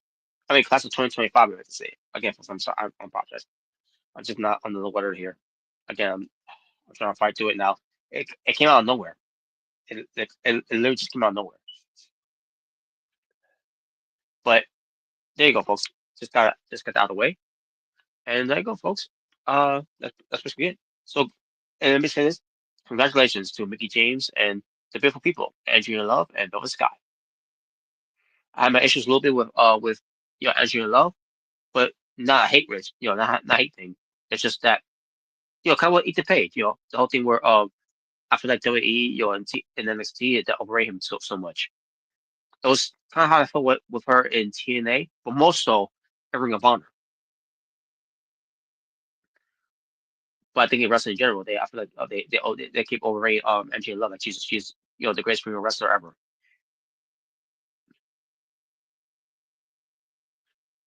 I kind of feel what they do with Charlotte Flair and Alexa Bliss in WWE as well, because of the main roster. And kind of how AEW is doing right now with Chase Monet. Because for a while at the time it was Britt Baker and Brandy Rose. Until they cooled down Brandy Rose. I mean Brandy Rose, excuse me, Mandy Rose. Anyone named Mandy Rose, I'm pretty sure. But Brandy Rose. But then and then for a while they were considered Britt Baker, and then she starts really showcasing and improving a lot more. Then she became a lot better.